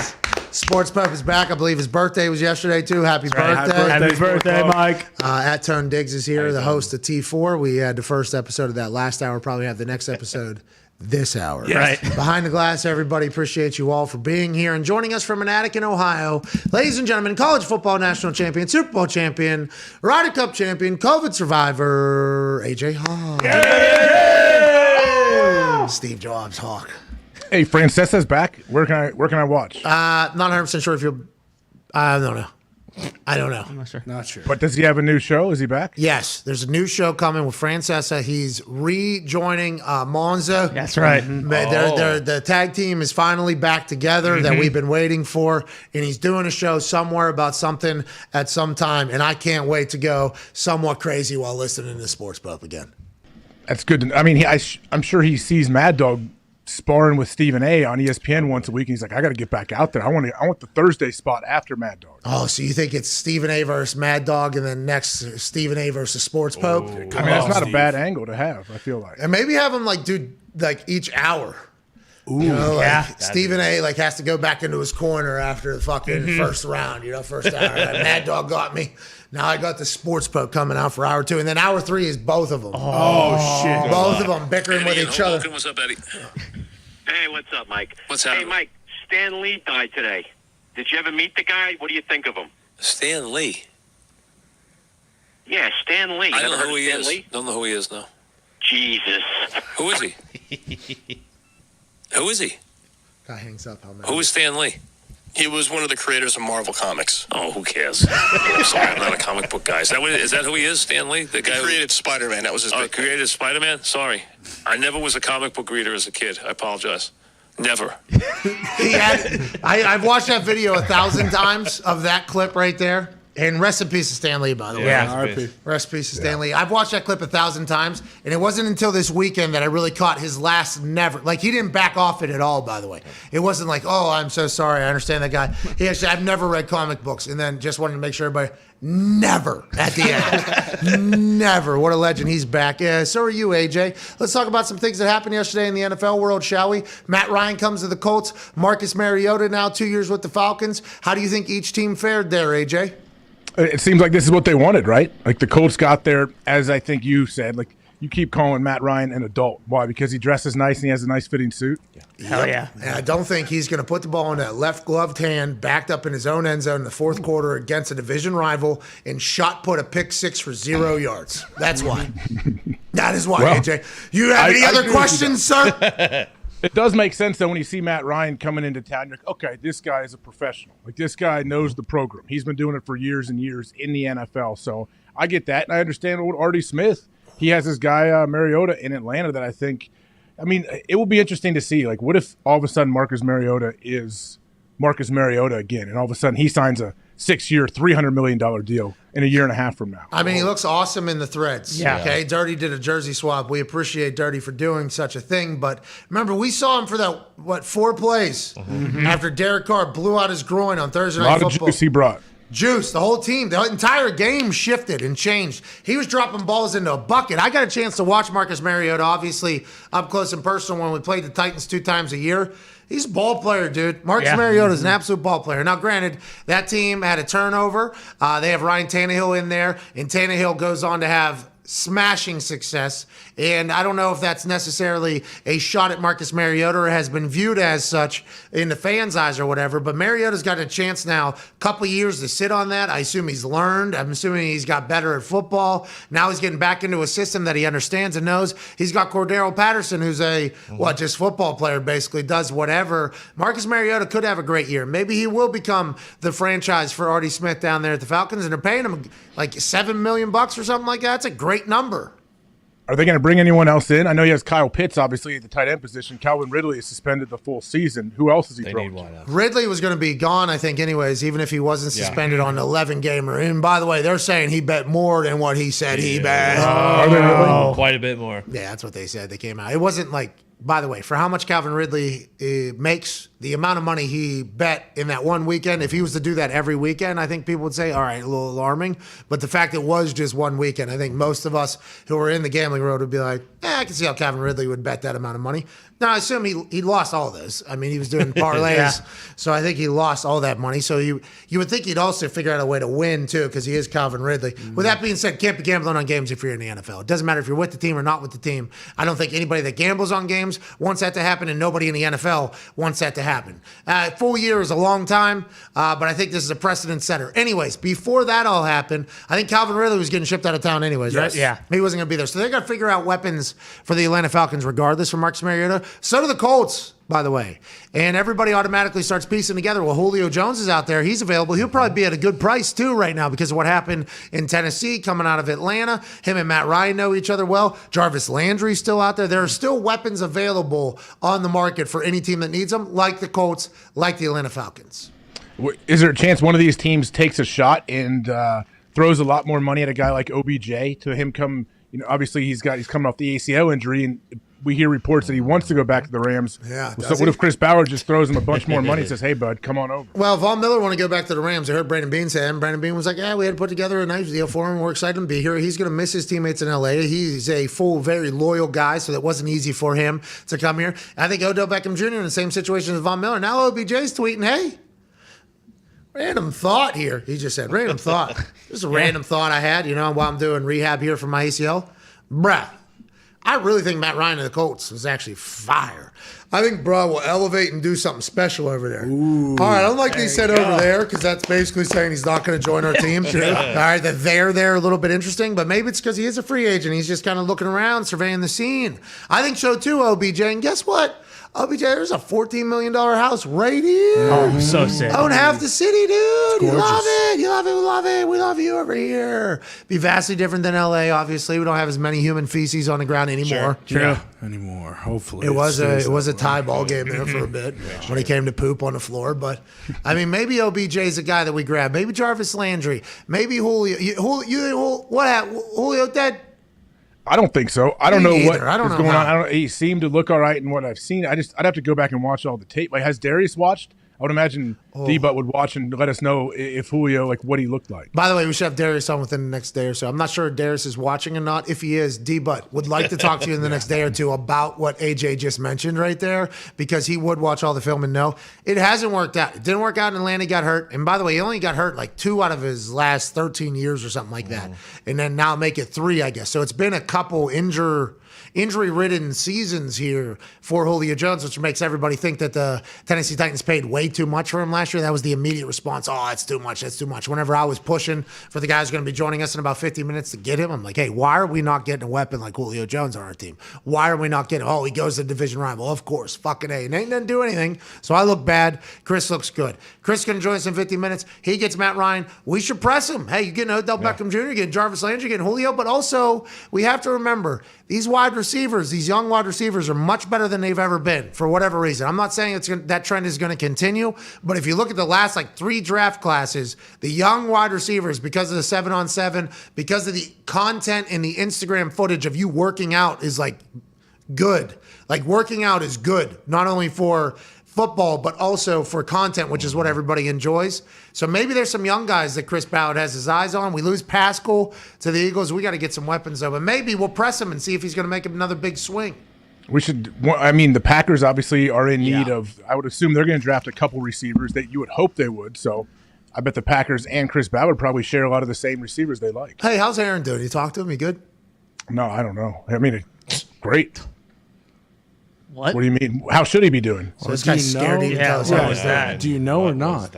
Just, do I call all my buddies every day? Hey, bud, just checking in. What's happening? Well, I don't. You should check in. By the way, I think the more and more we learn about mental health. I have not sensed anything wrong. Clammed up like he was in a police lineup at the station. Yeah, you're able to handle. Question. He's able handling knowing real information. Yeah, and us just a simple. Hey, how's he doing? Oh, I'm nervous. I'm telling you. You don't need to fucking stop asking. I don't know. How's he supposed to be? Well, tell me, dude. I'm wearing my Steve Jobs turtleneck. You fucking let me know what you think, dude. You think I FaceTime when I FaceTime with him last night. The only reason we clammed up for a second. He was sitting there and he had a Seahawks helmet right behind him. Come on, man, we've done this enough. You cannot run us around again for another 3 months. Okay. Now we're getting somewhere. Thank you, AJ. Put it on the put it on the goddamn ticker. It's about time. Put it on the goddamn ticker. All right. Had a dartboard too. He was throwing darts at, and it had someone's face, but I couldn't make out exactly whose face. Gunther Kuntz. Did it look like Gunther Kuntz? I couldn't tell. Honestly, I was too far away. Oh man, ask him to zoom in next time. Jeez. Actually, the iPhone, the FaceTime kind of stinks. It's terrible. Yeah. It is absolutely terrible. I am What's wrong with it now compared to before? Bro, just everything's worse. You haven't noticed this? Yeah, I mean, believe me, yeah. I've told you. I don't know what's going on around me. The last 6 to 9 months, there's all kind of stuff, all kind of glitches going on. I've explained to my wife yesterday. Well, I don't know if you're dealing with the same thing all of us are. I mean, who knows what your cookies are showing? You know what I mean? No, not computer. I told yeah. Well, your cookies iCloud lead to everything else. Mm-hmm. You know what I mean? That cookies lead everybody else into whatever they're thinking. But and I've been a part of the Apple cult for a long time. Like literally as soon as I could be. Once you're in, you can't. Once you're in, you're hooked. I don't know how you get out. Yeah, I don't know how I would get out. They need to stop abusing that though. They need to, this phone is their shittiest fucking model yet. It's the most expensive one. The FaceTime, I've been FaceTiming people for a long time. As soon as I got FaceTime, I'm like, all right, I want people to see me when I'm talking to them so they know where I'm coming from. And I'd like to see them too whenever I ask them questions. So I like to see the answer. And by the way, it's good to see people. Yeah. It's good to see people. It's good to see people. This is awesome. Worst FaceTime ever. Ever. It drops so often. It freezes. It glitches. It's out of there. The service just fucking out of nowhere. The amount of upload, download, glitch, fail. I mean, it's just fucking, this phone fucking stinks. And they need to know it. They need to understand. I agree. Tim Cook spends all of his time obviously not innovating, just coming up with more dongles and more different chargers, all these different chargers that you don't know what you have. So, yeah, that's how they make their money, man. I guess I can't fault them. They've changed the world pretty much, but they got to continue to innovate. Yeah, they have changed the world completely, by the way. Even to the smallest of details. The time between the light becoming green and a car going has changed drastically because of iPhones. Okay? That type of everything in the world obviously changed. You have the entire internet in your pocket, blah, blah, blah. They have changed the globe completely. The man who you are trying to resemble right now did all of that. Okay? Steve Jobs tripped on some acid, went out into a field, saw a better world, did the entire thing. And we all know the story. Said, hey, Steve Wozniak, I need you to fucking do this. Come on. Build it. Do this. And they did somehow, by the way. Yeah. And it was awesome. Now make it smaller. Now make it smaller, make it more efficient, make it quicker, need the camera to be better, need it to make it look more beautiful. Get to it. I'm going to go give some speeches, okay? I'm a bad dad, but I got a great mind. Maybe because of the drugs, but also probably because I'm a pretty driven human being. No matter what, great quotes, by the way, I have them all over my life, things that Steve Jobs has said, basically saying, hey, the rest of the world's a bunch of fucking punk bitches. Go do it. And I'm like, all right, Steve, I will fucking go do it. I hope to be a better dad than you, though, one day. With that being said, Tim, enough with the fucking cinematic camera, okay? Please. There's like 6 producers that are using that on a daily basis. We use it like, once, maybe the first week, the second week. Foxy will still use it because he is literally an editor. But regular basic-ass people use that a couple times, maybe a month. Make the phone work again, dude. I'm sick of it. I can't zoom in cinematic, can I? You can, you can zoom in, you can change into. I mean, there's cinematic is very impressive, but at what cost? That's exactly. At what cost? The quality. You know what I mean? Yeah, the phone has to work. I don't know if you remember back in the day. Like I don't know if you're old enough or not, but when cell phones were obviously they were around. And they were big. Sprint had the sweetest phones back in the day, and they had terrible service. So like they put the money into having cool looking phones and everything, and the phone just didn't work usually. Now I would like to follow up all of this, because I believe it's Bill Burr or Louis C.K. who talk about their kids saying, my phone won't work. Well, your phone is going to a satellite in fucking space, and then it is coming. I understand that this technology is absurd. Yeah. But you have accomplished much better feats in the phone department years ago than you have now. So we need to keep taking steps forward as opposed to, oh, fuckery, we stink again. Like, that does not need to happen. We don't need to go back to the fucking Zach Morris cell phone, which is what this phone acts like on a regular basis. Hey, it's 2022. We need you now more than ever, pal. Especially when you're getting bonused out like he is every single year. It doesn't matter. Like you said, we can't be going backwards. And then when you just start taking out, like chargers and headphones from the case just so people have to go buy them elsewhere, can't be doing that kind of bullshit. Come on. Tim Cook, though, he makes $6.5 billion when he did that. That's what I'm saying. They're already $1 trillion company. How much money you need? Fucking A, Apple. How big's your fucking yacht got to be? Huh? How many fucking sandwiches you got to eat, huh? Seriously. Nobody's stopping.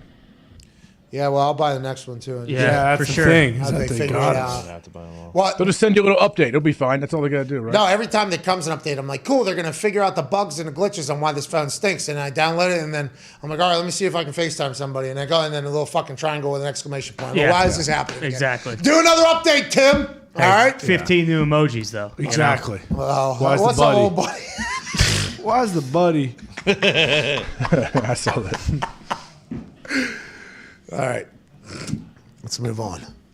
By the way, here, tornadoes are potentially going across Mississippi and Texas. We hope everybody's okay. T's and P's to everybody out there. Thank you for watching. We appreciate you all. Tornadoes are the fucking worst. I mean, granted, wherever you live, if you have a natural disaster that could potentially hit you, I assume that is also the worst. The fires are terrible. Flooding's terrible. Hurricanes are terrible. Tornado season is upon us here in the middle of America. It is no fun. I'm from Pittsburgh. No tornadoes in Pittsburgh because of how hilly it is. I think we had a microburst or two. We still did the thing in kids where you sat under your desk or whatever. Whatever it was. Never would have done it. Come to Indiana. First weekend I'm in Indiana for the rookie training camp. A citywide fire alarm goes off. I'm told I got to go down in the basement because the tornado's coming. That's literally my first weekend. I'm like, oh, shit, okay, here we go. Then I move into a house. A couple months later, whole thing goes, place is going crazy. And you're literally just walking outside looking up and just hoping that it doesn't pick your house. Whatever cloud is about to funnel, whatever it is, like, please don't pick me. You have zero control of anything. So T's and P's to everybody that's currently battling against the tornado fuckery in which it just picks who to fuck over. So good luck out there, literally. Yeah. Have you ever been in one? Have you ever seen a funnel cloud? Yeah. Near you? I was driving and I saw one like off in the distance. I wasn't close anywhere near it, but I was driving towards where it was, and that made me. You're trying to get your little deals up in it, right? My little deals, like Bill Paxton was trying to do for so long. What? You got to cut the aluminum off a Pepsi can and tape it to him. Dorothy. Twister. You gotta get the sensors to fly. Hey, there's a red truck and one down in Texas, I think, earlier this morning. Or Looks yesterday. just like my truck. Was that by the way, Silverado did good there. Yeah. That thing was, I think it was on its side at one point. And then it spins around, then it's back on its wheels, and then bang, we're getting out of here. Wow. Think about that driver, but that's like a NASCAR driver, like something just like, oh, we're on our side right now. Get us back on our feet. Get us back as soon as they get on 4. Oh shit, which way? We're going the same way. Get me out of here. I mean, that is awesome. What a story to tell there. And to be caught on camera, I mean, they're at the, I mean, petrifying. Oh my God. So scary. Petrifying. There's some motherfuckers, out there in Iowa, just cut the grass and there's a funnel cloud 2 farms over. Oh, yeah. What's that all about? Just normal? It happens a lot. There was it wasn't in where I'm from, but about 25 minutes north, like a tornado destroyed basically like the entire city. Like people That's happened here in Indiana. Yeah, exactly. Hour north of here, hour south of here, it's happened. And the people that are just in the tornado areas, it's almost like yeah. There's not, like you said, there's literally nothing you can do. That's why, most of that, you just hope you have a basement and good luck. Jacob Lacey was one of my teammates. He was a corner. He went to Oklahoma State. I think he's from Texas or Oklahoma. I forget, but he's in tornado area. He was there that weekend where they blew the fire horn or whatever, and or the tornado thing. They had to go up to his room to get him out of there. He was sleeping, and he was like, "Ain't no fucking tornadoes, man." And they just shut the door, and he went back to bed. It was like he has zero fear at all of this. He was like, "There's nothing we can." There's nothing. He was one of the coolest humans I've ever encountered, by the way. I wish the world would have got to meet Jacob Lacey. I love that dude. And that's like, in the NFL, you never hear about those guys. He was like third corner, fourth corner for us, special teamer, had a good career, 4 or 5 years. Then he just kind of disappeared, did his own thing. That's whenever you hear, a lot of us talk about the business side of the NFL and everything like that. The top players that you hear about that either negotiate new contracts or never get moved or anything, like you can't base an NFL life off of them. Like that is not there. That's all you hear about. Yeah, there's a million people like you're going into. Yeah, exactly. Like Jacob Lacey is just like a guy, better football player than you or any of your friends ever, better athlete than you or any of your friends. Show up in any pickup basketball game, any pickup football game, dominate everybody. Never heard about him though because he wasn't either in the opportunity to become a guy or he was just, he did his job perfectly as special teamer or whatever. It's like legend of a man who had zero fear of those fucking tornadoes. I never forget it. I never forget. Are you pretty scared? Are you pretty scared of tornadoes? I know you have, somewhat of fear of flying. Are you the same with tornadoes? Yeah. Okay. I don't like them. Yeah, it's a nightmare. Nobody likes them. I mean, you don't have to be too worried about them, though. Bro, I heard a train come through my goddamn woods. What was that, last year? Yeah. Last year, a train came through the woods, it sounded like. I'm like, oh, my God. And we had to wrangle the animals down to the basement. It's like, let's go. God might kill us today. Yep. It's like, why? Who does this? God. Yeah. Which one? I don't know which one. Fucking asshole needs to chill out, dude. Come on. Put the cloud back to normal. Let's just get rain. Speaking of rain, what's that all about, too? I don't know. So much rain. Sick of it. Have we even talked about that? This whole week. I watched some documentary where that is from some desert, like some massive desert out in the middle of nowhere, like kicks up and then meets with the ocean, and then that becomes like, I'm like, what the fuck is going? Do we understand how any of this works? No, I think is the answer. No, Connor tells me that humans manipulate the weather, so they're turning the rain on and off. No, that's well, Belichick in New England. Belichick. It's a different story. Let's talk about some NFL stuff. Jameis Winston and the Saints agree on a 2-year, $28 million deal, $21 million guaranteed, up to $44 million potentially. Interesting, fascinating the way those numbers were reported. Jameis Winston starting for the Saints. How do you feel about it, AJ? I like it. This is good money. Definitely a good little two-year contract for him, and almost like another prove-it deal. Hey, show us before you got hurt that you could do what you were doing and how much juice you brought to this team, the energy. I remember it was the first preseason game he was in and had a few deep balls, and when he kind of jumped out to everybody, like, okay, Jameis is different now. He's legit in this Saints system. He ended up getting hurt later, but yeah, I don't know. I'm excited just to see his videos, really, with the dogs and the towels and everything. Yeah, I mean, us too. And now that he's a starter, that's going to have to ramp up because his, preparation is going to have to ramp up even more. $21 million is a lot of money to find out new workouts and stuff. I mean, oh, yeah. That's a lot.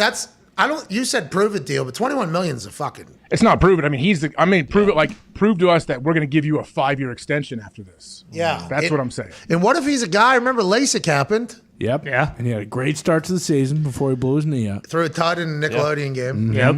They play the Packers opening week and beat looked the unbelievable. shit out of them. Oh, yeah, they did beat the fuck out of the Yeah, Packers. 38-3 through 5 touchdowns first week of the season. And Aaron threw what, 2 picks? Yeah. How many picks did he end the season with? 5, I think, 5 or 6. Had 2 in the first game. Yeah. Pretty electric. This contract also for Jameis is like, hey, Taysom Hill, you're not getting your $40 million a year. Sorry, pal. Okay. How about they reported him as a He quarterback? never was, Oh, though. yeah. I don't think that was never the plan. Yeah, right. What if he goes out there and just balls? If Taysom Hill would have went out there and just balled out a quarterback, I think they would have said, all right, here we go. This is our guy. I think they were looking for the – and by the way, Peyton probably doesn't retire. Yeah. Really? Yeah, I guess you're right. I mean, yeah, it's a smart deal from the team to make, I guess. You want him on your team. If he does become the guy, he does deserve to be rewarded, I guess. Imagine if he would have came out after 1 year of just strictly committing to quarterback, and he is the next Steve Young or whatever they were calling him, just slicing and dicing. That would have changed the entire. He would have made $40 million a fucking year at that time. Yeah, it's insane. He went from $15 million a year to $40 million a year, which is incredible. The way NFL contracts are shaped. Speaking of contracts, Al Michaels has signed a 3-year deal with Amazon. We'll call a game or 2 for NBC. Was that in the entire thing? He's making Joe Buck money, which I'm not 100% sure what's been reported publicly. I do believe I know what it is actually. I do not want to be the one that breaks that news, though. I did read in the ballpark neighborhood of $15 million a year. Okay, you read that somewhere? Yes. Okay, so shout out to Al Michaels, dude. Shout out, baby. Al just kind of waited, he kind of bided his time, eating his steaks, no vegetables, going and golfing poorly, just kind of lived his life, smoked some stoves on the backyard with that iPad that was super cool. I'll let Troy Aikman say, give me fucking more money than Romo. All right, 17 and a half. He said, let's see what Joe Buck does. Allegedly, he was traded for a Big Ten season opener on Thursday night. Yeah, I heard that was part of the package. Yeah, I think that's what he was traded for. Yeah, for his last year with Fox to go to ESPN.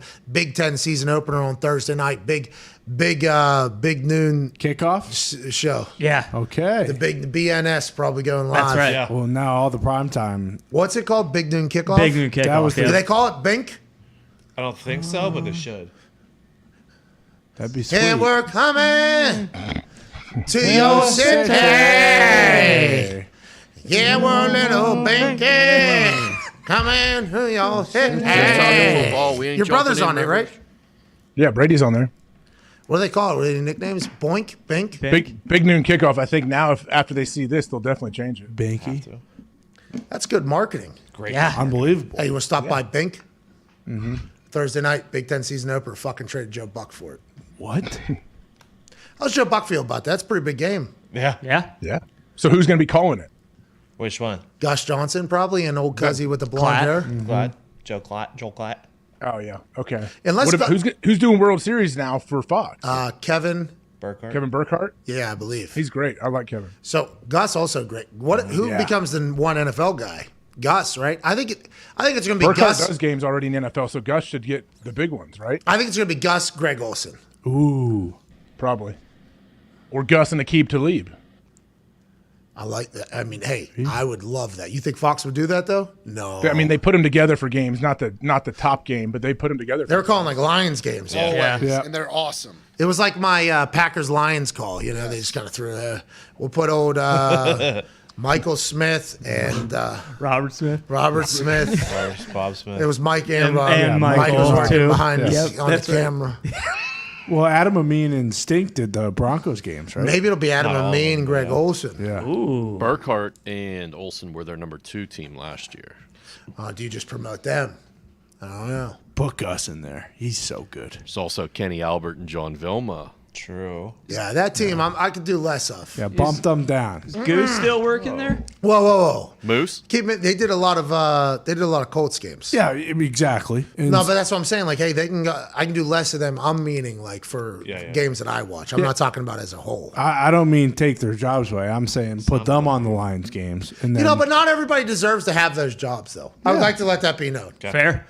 And I'm not talking about them directly, but there are some people that I think some of these networks should realize, hey, these guys fucking stink. Can we get them off? Like, the NFL is the biggest league on earth. You're paying all this billions of dollars to get these NFL rights, and then you're rolling out some shit Yeah. to talk over top. I don't understand that, how that happens, AJ. I honestly don't understand how that happens. Yeah, when you turn on some NFL games and you realize, oh my goodness, okay, this is the broadcast crew that they set for this game. Sometimes it does surprise you a bit. Yeah, it does. And as you're listening to it, it's like, is this person watching the same game I'm watching? And does this person know anything about the sport that they're currently talking about? And I know it's not an easy job. It is a difficult job. But that's why Al Michaels was able just to sit back, relax, and like, hey, there ain't a lot of people that can do what I can do at all on earth. There's nobody on earth that can be Al Michaels. He's 72. Yeah. 72, just signed his biggest deal yet. He'd be able to go on for however long he wants to. I think he might be older because won't this contract take him to 80? So I thought he's he was 77? 77, yeah. Yeah. He's 77 years old? Yeah. He looks awesome. Does.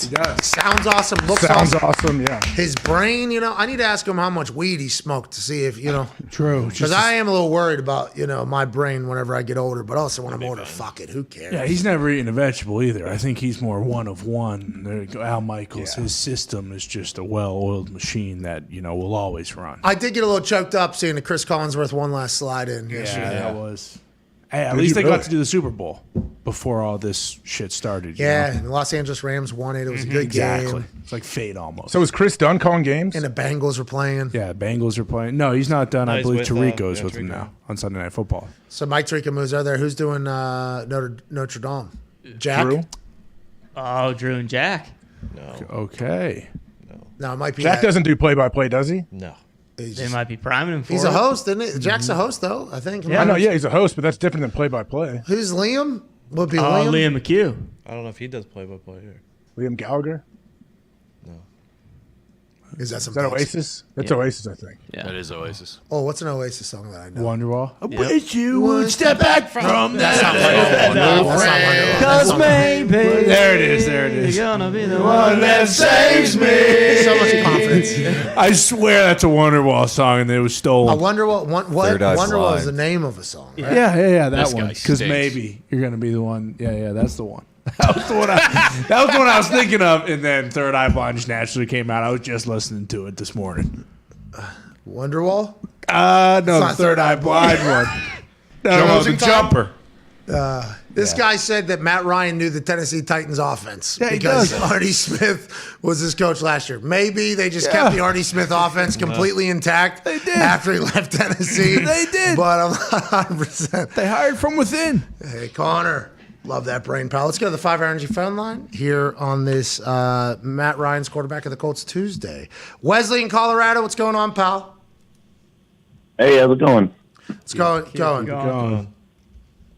Just wondering, with a team as big as the Dallas Cowboys, I mean, they're like one of the biggest sports organizations ever. Why do you guys think they're such a dumpster fire as a team and an organization? Do you think that's why? Because of how big they are? They're a big marketing conglomerate. It is very difficult for everybody to stay focused on the task at hand, which is winning fucking football games, Wesley? Yeah, I mean, that seems possible. I mean, I don't know. Dak looks like he might become a journeyman at a couple, maybe 2 years. Are you a Cowboys fan? Big cut, yeah, 34, long-time Cowboys fan. But he's going on 7 years now. That's a long time. Yeah, it is a long time. He just got re-upped, though. He got hurt a couple years ago. He was able to do well. But it is interesting because every year we buy into the hype. And every year we have this conversation that every year we buy into the hype.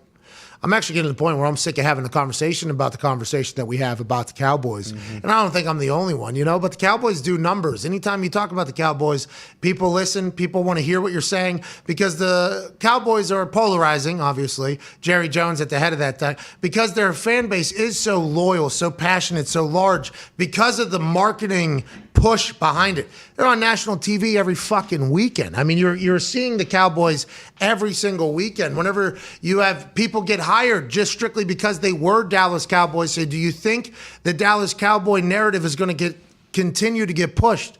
Yes. Jerry Jones has a big say in who's on TV, what the schedule making is. He's a part of that entire committee. So I think a lot of networks also try to okay, we'll also do this. Look what we're doing for you, Jerry. So that entire thing. Now, with that being said, on paper, that roster looks unbelievable. I mean, it looks amazing every single year, so it's easy to buy in the hype. It's a great business move by Jerry. Hey, we're going to get a hype team. We're going to do this entire thing. Then we hope the football will take care of itself. But when you're letting people buy office space around your practice facility, I think that is a little bit alarming. And then whenever you have a nightclub in the middle of your practice in your indoor facility that people can buy tickets to, I think that's a little bit alarming too, because I played for a team, was very lucky to be a part of a team that was super scared that anything was going to get out. Hey, listen, there's a fucking camera right over there in between those trees in that neighborhood. Go fucking check it out right now. Our security would have to drive down the street to see if there's somebody looking. And the Cowboys, it's just like kind of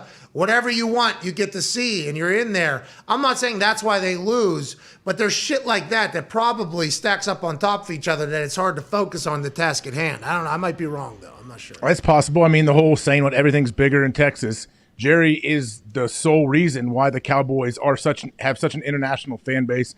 Everybody seems, either they feel one way or the other about the Cowboys. They either love them or they hate them. They kind of have an opinion. And I guess it is weird because they always do have a bunch of like big name stars on the roster, and they just haven't been able to get over the hump and win a Super Bowl since Troy and Emmett and all of them were there. So that's why, just because I guess we have such high expectations for them due to the star power that they have there. Well, we have to watch them every week. Yeah. We have to. I get it. I mean, yeah, for whatever Jerry has been doing for the last 30 years, it works because people love to talk about the Cowboys. Hey, you're going to put them boys on fucking television. Jerry, they are 2-10. They're fucking Cowboys. You put them on Sunday Night Football. We don't get flexed out of fucking Sunday Night. No. We created the flex. You remember that? I fucking said we could flex so that we could get into Sunday Night Football. You fucking remember? You're not using the Jerry Jones rule against me. Get the fuck out of here. It feels like that is what has to be happening behind the scenes. Because it's like, God damn, how is this team always on national television? Well, their fan base is so big. It's like, well, any team, if you played them every single week on national television, would have a giant fan. Naturally, they would just have a bigger fan base because they're on national television every week. I think, I'm not 100% sure. I haven't heard as much hype about the Cowboys as normal. So maybe this is kind of fizzling out because people are finally like, all right, y'all motherfuckers going to have to do something at some point. But goddamn, here for decades and decades, it's just been Cowboy, Cowboy, Cowboy. I don't agree with Wesley there. They were talking about Dak being a journeyman. No. I think Dak's a player. I think he's a real player. Absolutely, for sure. He is. To your point about the marketing arm, I feel like a lot of those guys who do become these big household names, it's possible that if they were playing in Philadelphia or somewhere else, they're not on TV as much. So when it comes to the roster on paper being unbelievable, it's because a lot of these guys have played for the Cowboys. They've been built into household names. Oh, you're talking about that? They had that receiver and that one. They had that one receiver, Austin. Miles Austin? Oh, yeah. Miles Austin. He became a superstar. Yeah. Remember, Miles Austin was a top 5 wide receiver in the league all of a sudden. It was is he actually? Did make 4 catches for the Cowboys on one game? Right. Scored 2 touchdowns on Sunday, and everyone saw it. So it's holy shit, Miles Austin's fucking unbelievable. Hey, them Cowboys, too. They're known for the wide receivers. You remember. Yeah. What about the other receiver that was a giant drug trafficker? Miles Hurd. Sam Hurd? Sam Hurd. He was caught as a bear, though, wasn't he? He was a bear at the time. Yes. At the time, yeah. Just walked right out of a restaurant in Chicago with a kilo. Bear Dahn in his hand. Damn. Just met up with an undercover. This is how we do fucking business. All right. Here's the money. Thank you. And he just walked right out, right into a car, and just drove away. Played in a football game 2 days later. Yeah. Jesus. That's awesome. I don't know if he's still in jail. That guy's got the.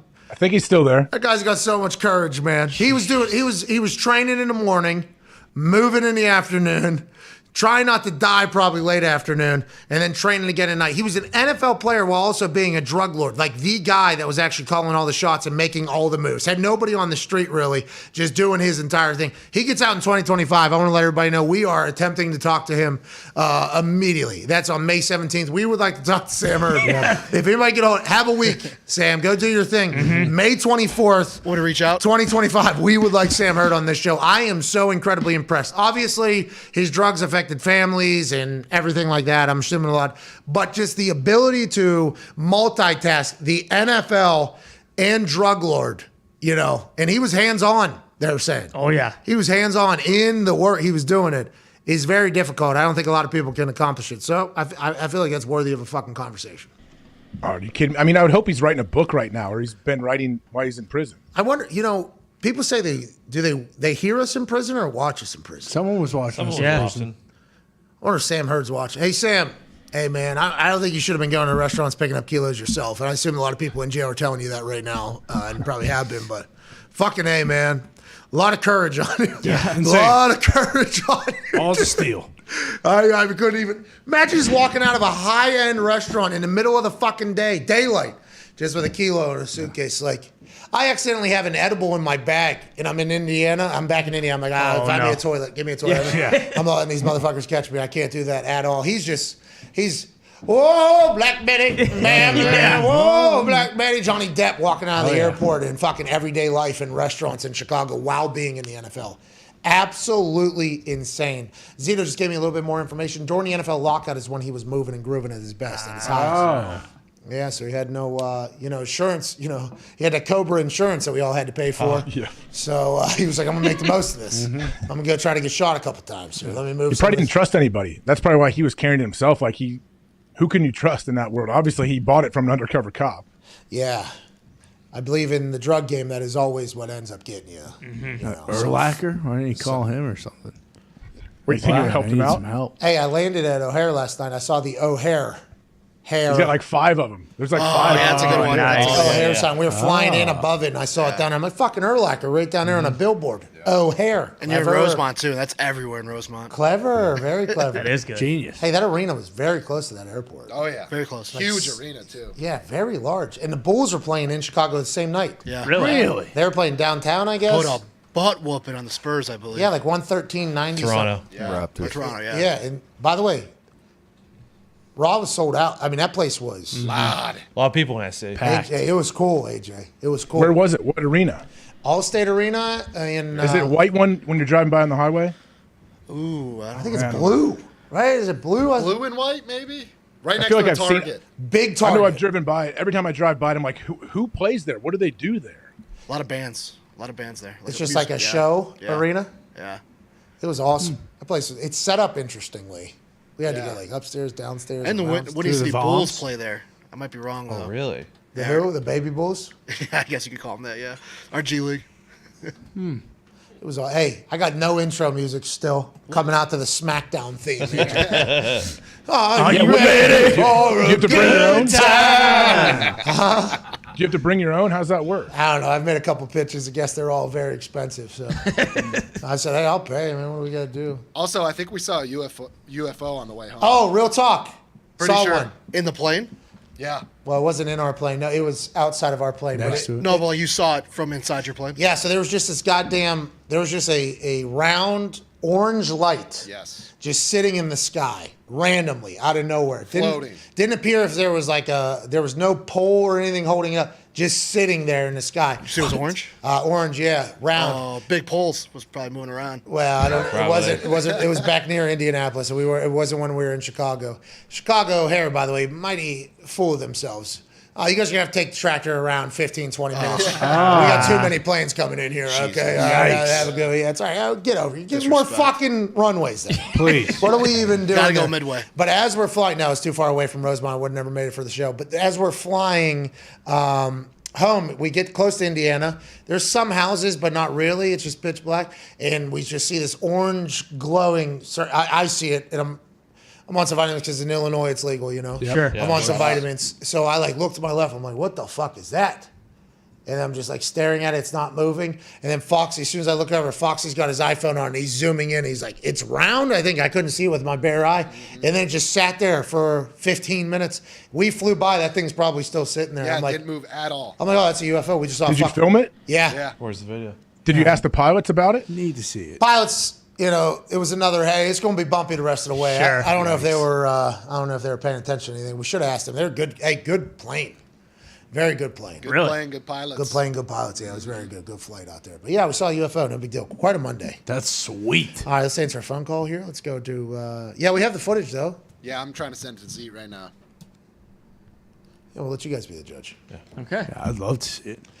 Petey Pablo Freak Leak was playing at the beginning of the video. I had to turn it down. Hell yeah. Tanisha, Sarah, Sandra, Monique, Kristen, Yolanda. Yeah, because the Wi-Fi was a little spotty because we were flying above 10,000 and below 10,000 because how short the flight is. So I just had my Pandora offline mode on, Hip Hop Barbecue Radio. It's all the same song. So you'll hear In the Club, you'll hear Freak League just on like an hour replay. Basically, it's the offline version. And I actually turned it down because I didn't want it to be in the film. Yeah. Because I feel like we're probably going to end up using this footage at some point. That's how sure I was of it being. Holy shit. Okay. Yeah. I can't believe this is first we're hearing of it. I thought you would have. Probably confiscate it from you. Nah, I can't confiscate from my eyeballs. I remember it. Yeah, plus Pentagon already released I was going to say, they're redacting a lot of that stuff. They'd probably be happy to see it. You guys, I mean, I can't wait for everybody to see this. I honestly believe it was a goddamn. I mean, it was the weirdest thing I've seen in some time, other than that fake town that popped up out of nowhere. Oh, yeah. Oh, Do you remember? There was a fake town. Yeah, that was crazy. Yeah, it was like Truman Show. Yeah. Where? Just rolled it in. I don't remember. We were just flying and fucking San Francisco was underneath us in the middle of Midwest. It was like, what is this? This is the biggest city of all time. And then we just kept flying and then it went to nothing. And then we landed in Indianapolis like 15, 20 minutes later. That was weird. Wasn't it not? Oh, yeah. Everybody's like, oh, maybe it's Louisville. I was like, that was not fucking Louisville. That was the biggest thing of all time. But I'm normally, in the clouds up there, not just in the plains, So here's from last night. Here, look at this. This is the, look at that thing. Is that the sun? Is it not the moon? No, it's not the moon. Not the moon. There's me. Look at that fucking thing, Foxy. Foxy. Look at that fucking thing, Foxy. Yeah, it's not the moon. See, it's just floating. Just sat there. That's a weather balloon. Where's the moon? Yeah, where's the moon? It's not the moon. Probably on the other fucking side The of the moon, plane. that'd be way too low anyways for the moon because of what time you guys were flying. Literally just sat there. Like 10 minutes we were just saw it. Astronomer over here. I mean, that's clearly not. Why isn't it the moon, moving? but I hear That's literally. What you're watching me right now is my brain explode. Still live. Fox. That's awesome. What is this? And then we just thing? flew right by it. And it stayed. And then we were looking back. It stayed in that exact same spot. Honestly, I have no idea what the fuck it was. If it means anything, the moon yesterday was a waning gibbous. It wasn't the moon. That did not look like a waning gibbous. Just as a 34-year-old adult who has seen the moon before, not the first time, that was not a moon. But honestly, if anybody has an answer on what that could have been between Chicago and here, I'd love to hear it. Yeah. Weather balloon? I mean, is that a real That's thing? the only thing. Do they not move? I don't think Just so. float. Or do they have color in them? I have seen some orange ones before. Like in the middle of the night, they glow? But they just go straight up, though. So, like, that being in one spot doesn't make sense. Pull one up. Because it goes into the atmosphere. Saw the UFO, dude. Me and Aaron Holy Rodgers. Shit. Wow. All right, let's get to a break. Fucking Hopefully it's not from Russia. No, they I have think it's a other- no-fly zone happening over here Yeah. for anyone in Russia. I don't know enough about it, but I think. They're dealing with other stuff, AJ. How come aliens don't get involved in stuff like that, you think? It's not their business, I don't think. Guys, let me de-escalate this situation. Intergalactic Elon war. kinda did. How do we know the Ghost of Kiev is not? Oh, wow. A video game? All right, the fuck? wow. Let's get to a How break. dare We're back you. in 4 minutes with some more phone calls. Let's remember He is 12. right. We don't. There was reports of him being what? The greatest Dog fighter of all time. Yeah. Then they said it was fake, and then I saw more updates of him doing well. So I The don't know what to haters believe. will hate. We're in a time of misinformation. That's why this program really thrives. And who knows if the Goddamn ghost right. didn't put that out to get the heat off him, True. Oh yeah, the ghost didn't want it because he's a fucking ghost. Right. Tell them it's fake. Will somebody tell me what that orange thing was, though? I don't know what the YouTube comments are saying. I assume everybody's smarter than us, but It's all over the place. Everyone's saying, one person said AJ's forehead. Could have been. Nice. that might have been it. Keep those coming. AJ, were you in the sky between here and Chicago? I was not, no. But All right, so we'll rule that one out. Okay. But I like where our heads are at. We're back in 4 minutes. We'll answer some phone calls, and then we'll set up for Chris Ballard coming in about 11. We'll see you then. Cheers.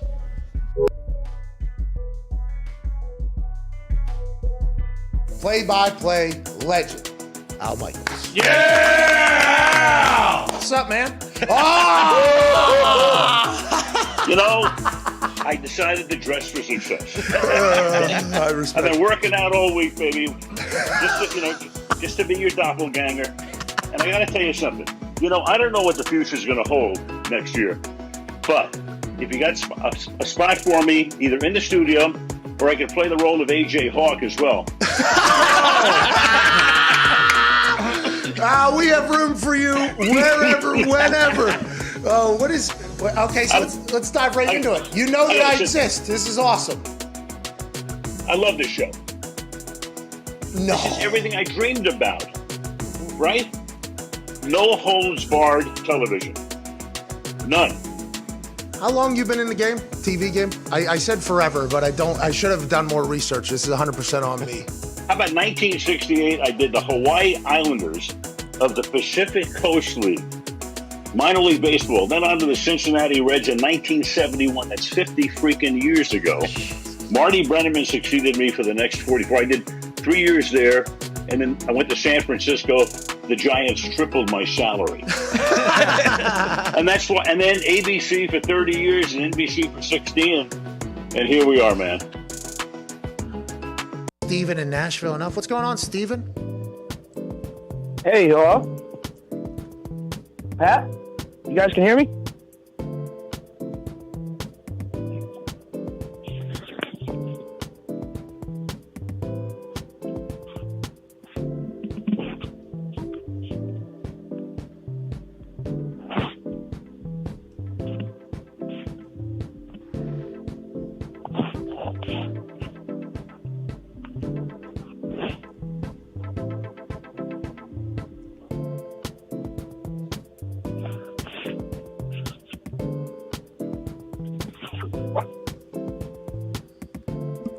This is the worst call we've ever had, Steven. My God. So mean. Steven. Hello? Steven, Pat. it's the worst call we've ever had. So much dead air there. Yo, Pat, can you hear me? Yeah, keep it going. Hello? Know what you say? I was going to hit him again. What? Yo, Pat. No, Pat? Pat. Hey, Pat, can you hear me? Steven does not deserve this. Steven, what's going on, dude? What's going on, Steven? Sorry, your phone was choppy. Yo, Pat McAfee, can you hear me? Steven, you there? Pat, can you hear me? Hello? Is there a cup and a string? Steven! Yo, Pat. Pat, can you hear me? Hello? Steve! Pat! Hey, there you are. Hey, Hello? what's going on, Steve? Hey, Steven, sorry about that. I think we're having connection issues. What's going on, man? Hey, sorry, man. I didn't know if that was me or if you were trying to talk to another guy. And then I didn't hear you guys. Steve! Yeah. Hello? Oh, we lost him again, I think. Shit. Pat! Can you? No. Pat, can you hear me? Steve, hey, Steve, there you are, Steve. Pat! Steve, Pat! hey! Pat! Steve! Pat! Oh, can you hear me? Steve! Are you guys messing around? Can you guys hear me?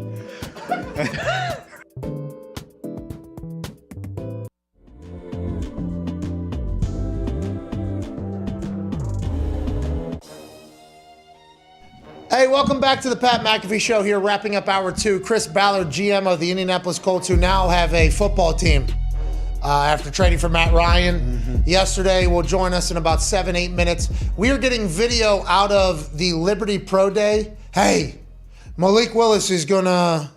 His stock is going to go up. This is his last throw of his pro day. They're calling it the show-off throw. Go ahead and play that thing. This is fun to watch here now. Scramble right now. They're chasing him down. Oh, my God. He's at the 34-yard line. That ball in stride, bucket. Damn.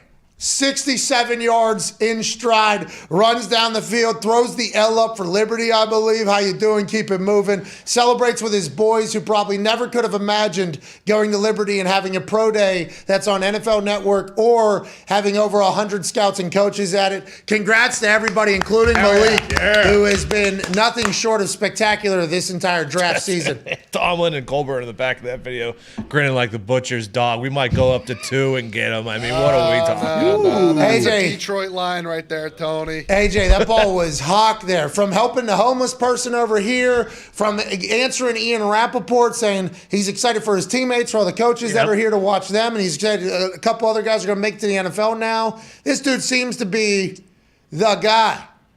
Yeah, I mean, he has crazy physical tools, too. Yeah, just look at how athletic this dude is and how strong his arm is. That's like That thing is 68 yards. Absolutely perfect. Off balance. Perfect. Damn.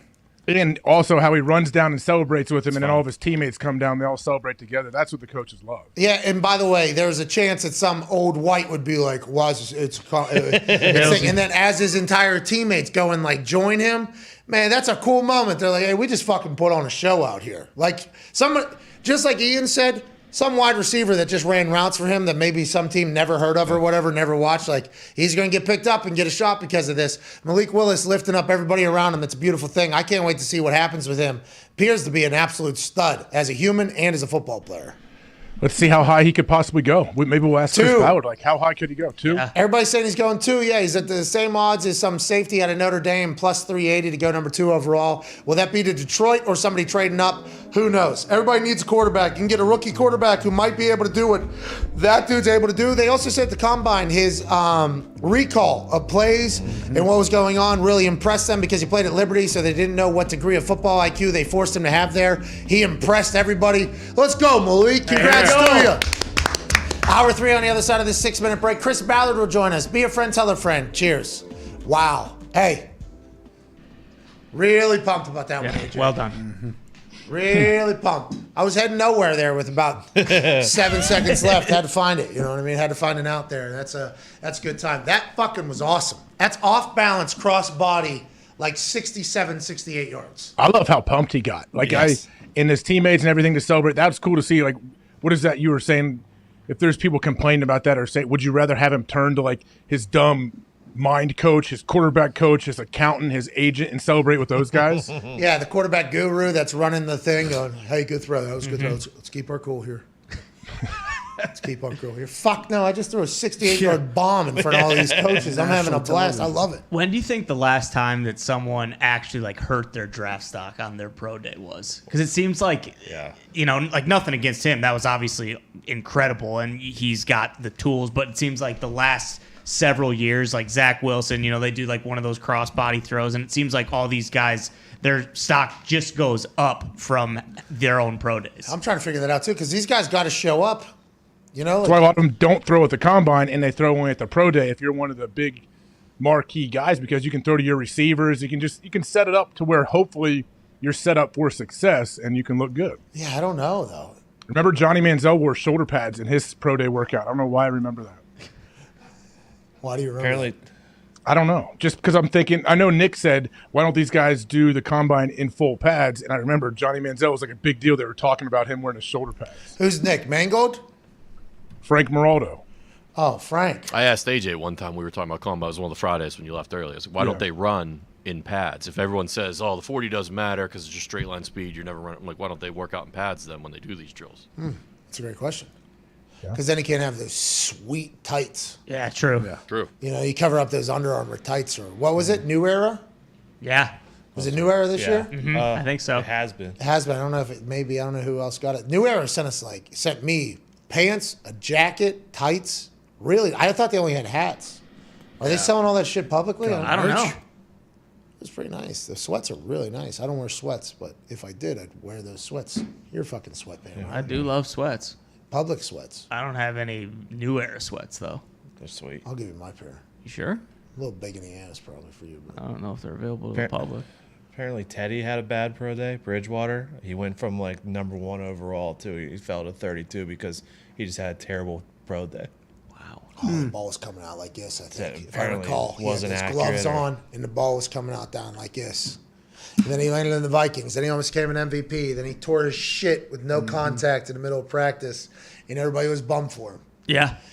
And now he is back up to Russell. Maybe starter. No, maybe the starter in Miami. Miami. Miami. Yeah. I forgot about that. Why you say maybe the starter? He's Paying he's good getting paid money. more money than Tua. How much is he getting? 8? 8, 9. What is it, Gump? How much you guys paying Teddy down there? 6 up to 10. Okay. Well, they're not telling him it's a quarterback competition, though, are they? No, it's for the it's backup. not. For the It's backup. to He his wouldn't. starter. He wouldn't comment on what they told him. That was the lie. You know that, Tony. Is that real? Is that a meme or is Saw that it actual? somewhere. No, Tony just made that up. Somewhere. I saw a lot of things, memes these days. Connor, remember, we got to siphon through Well, those. a lot of times they're true, and to Tony's point, I believe it was the title of the article. It was Teddy Bridgewater was not told if he is the backup. I have it right here. I mean, It's in the it's group. not just Yeah, a name. but headlines, I mean. Yeah. Yeah. Can be Any misconstrued. updates on the UFO? Somebody said it could have been Mars. Oh, really? Venus, Mars, and Looks pretty close. Depending on the night, Yeah, I was going to say it looks too big to be. it was right next to us. So people are saying that's somebody tweeted me. A guy named Coach tweeted me, and I think he and I have interacted on Twitter before, and I have a lot of respect for this man. He said, I've gone to bat for you a lot, Pat, but that's the fucking moon. All right, Coach? Fuck off. I blocked him. It was a white moon yesterday. I looked up at the moon website. Just fuck. I fucking know what the moon looks like. What are we?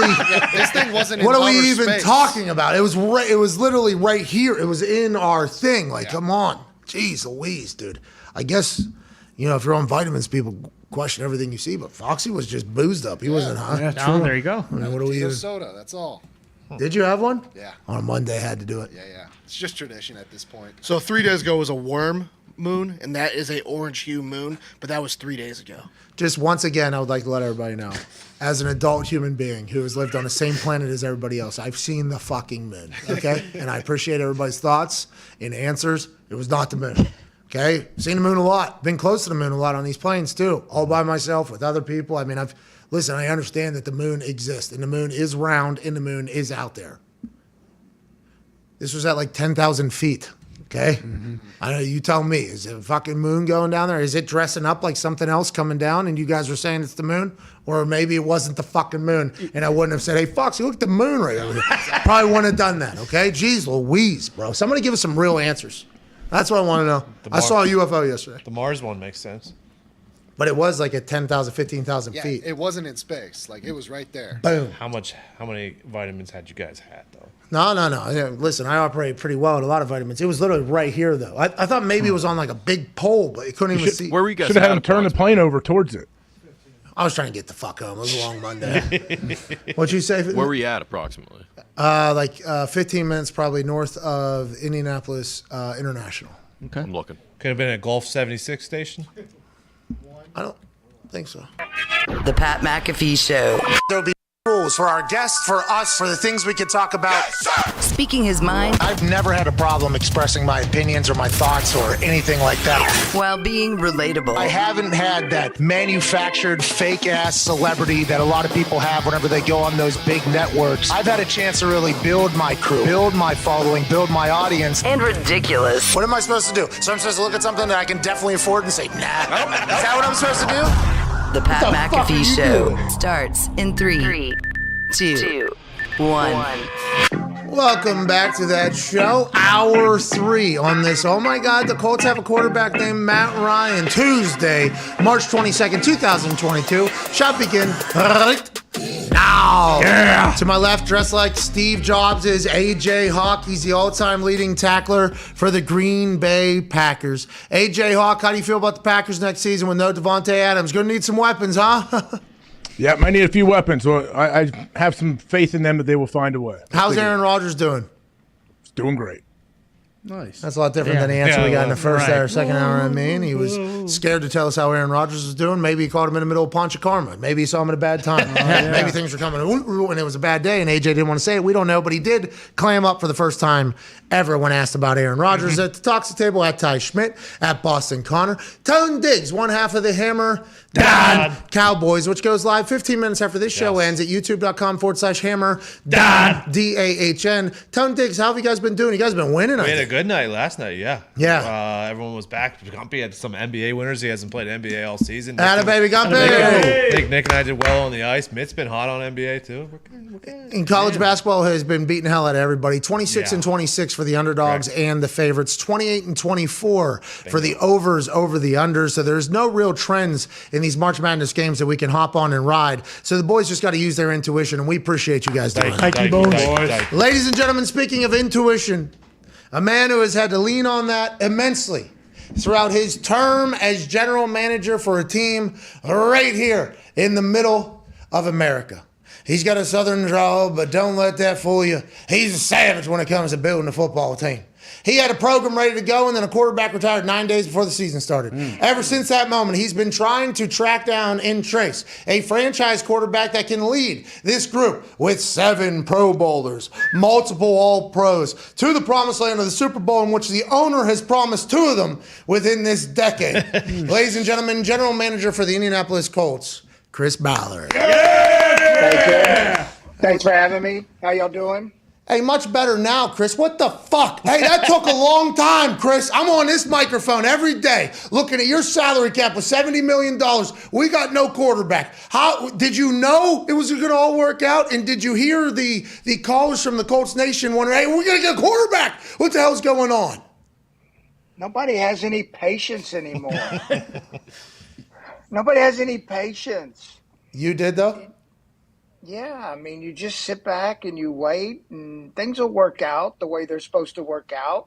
I mean, I would love to do it on everybody else's timeline, but unfortunately, it doesn't always work that way. All right, so let's talk about it. Moving on from Carson.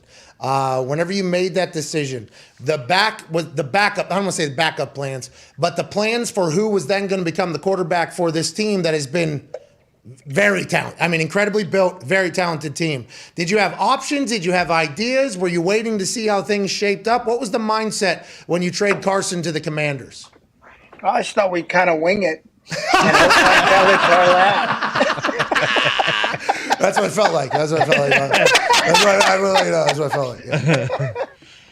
No, I mean, when we made the decision, ultimately to trade Carson, we knew there was going to be a little bit of panic mode going, just knowing that, we had some question marks at the position, but we also knew that there was going to be some options out there. And if we were just patient and let the thing play out, we thought it would work out for us. And we feel like we got a little lucky with getting Matt Ryan in the building. Feel very fortunate.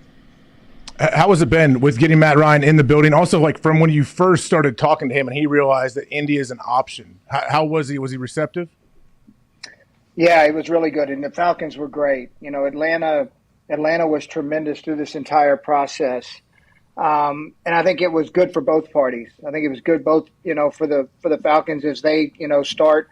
They got a new regime and, really quality coaches and people. And it was time for them to get moving forward with their new plan. And they knew that we had avoided the position, so it made it work. And then talking to Matt, it was a lot like when we talked to Phillip, where, you're getting a guy that wants to win, is driven to win. We think he's got a lot left in his career. He's really smart, takes care of his body, does all the right things. And we think he's going to add, a piece to us that's going to help us. Whenever you chat with Matt, and obviously, was he pissed about Atlanta looking into Deshaun Watson? Did you get that sense from him, or did they both kind of understand it was like time to move on? No, there was no animosity from Matt. And I think it just came to a point where both of them thought, you know what, it's time. It's time. And, I won't speak for him or I won't speak for the Falcons, but I think it just was a point where, it was time. So Yannick Ngakoue, you trade for the Raiders. You trade for Matt Ryan. People forget you traded for DeForest Buckner. You're still sitting on a bunch of salary cap somehow, some way you're still sitting on it all. Is there more moves to be made? Are you still going to be active? How do you view this entire free agency going? Are you in full draft mode right now, or are you still trying to balance them both? Balance them both. I mean, as opportunities present themselves, we knew we had to get this settled first. Hey, you can't sign anybody else without a quarterback, right? I mean, that's something that's real.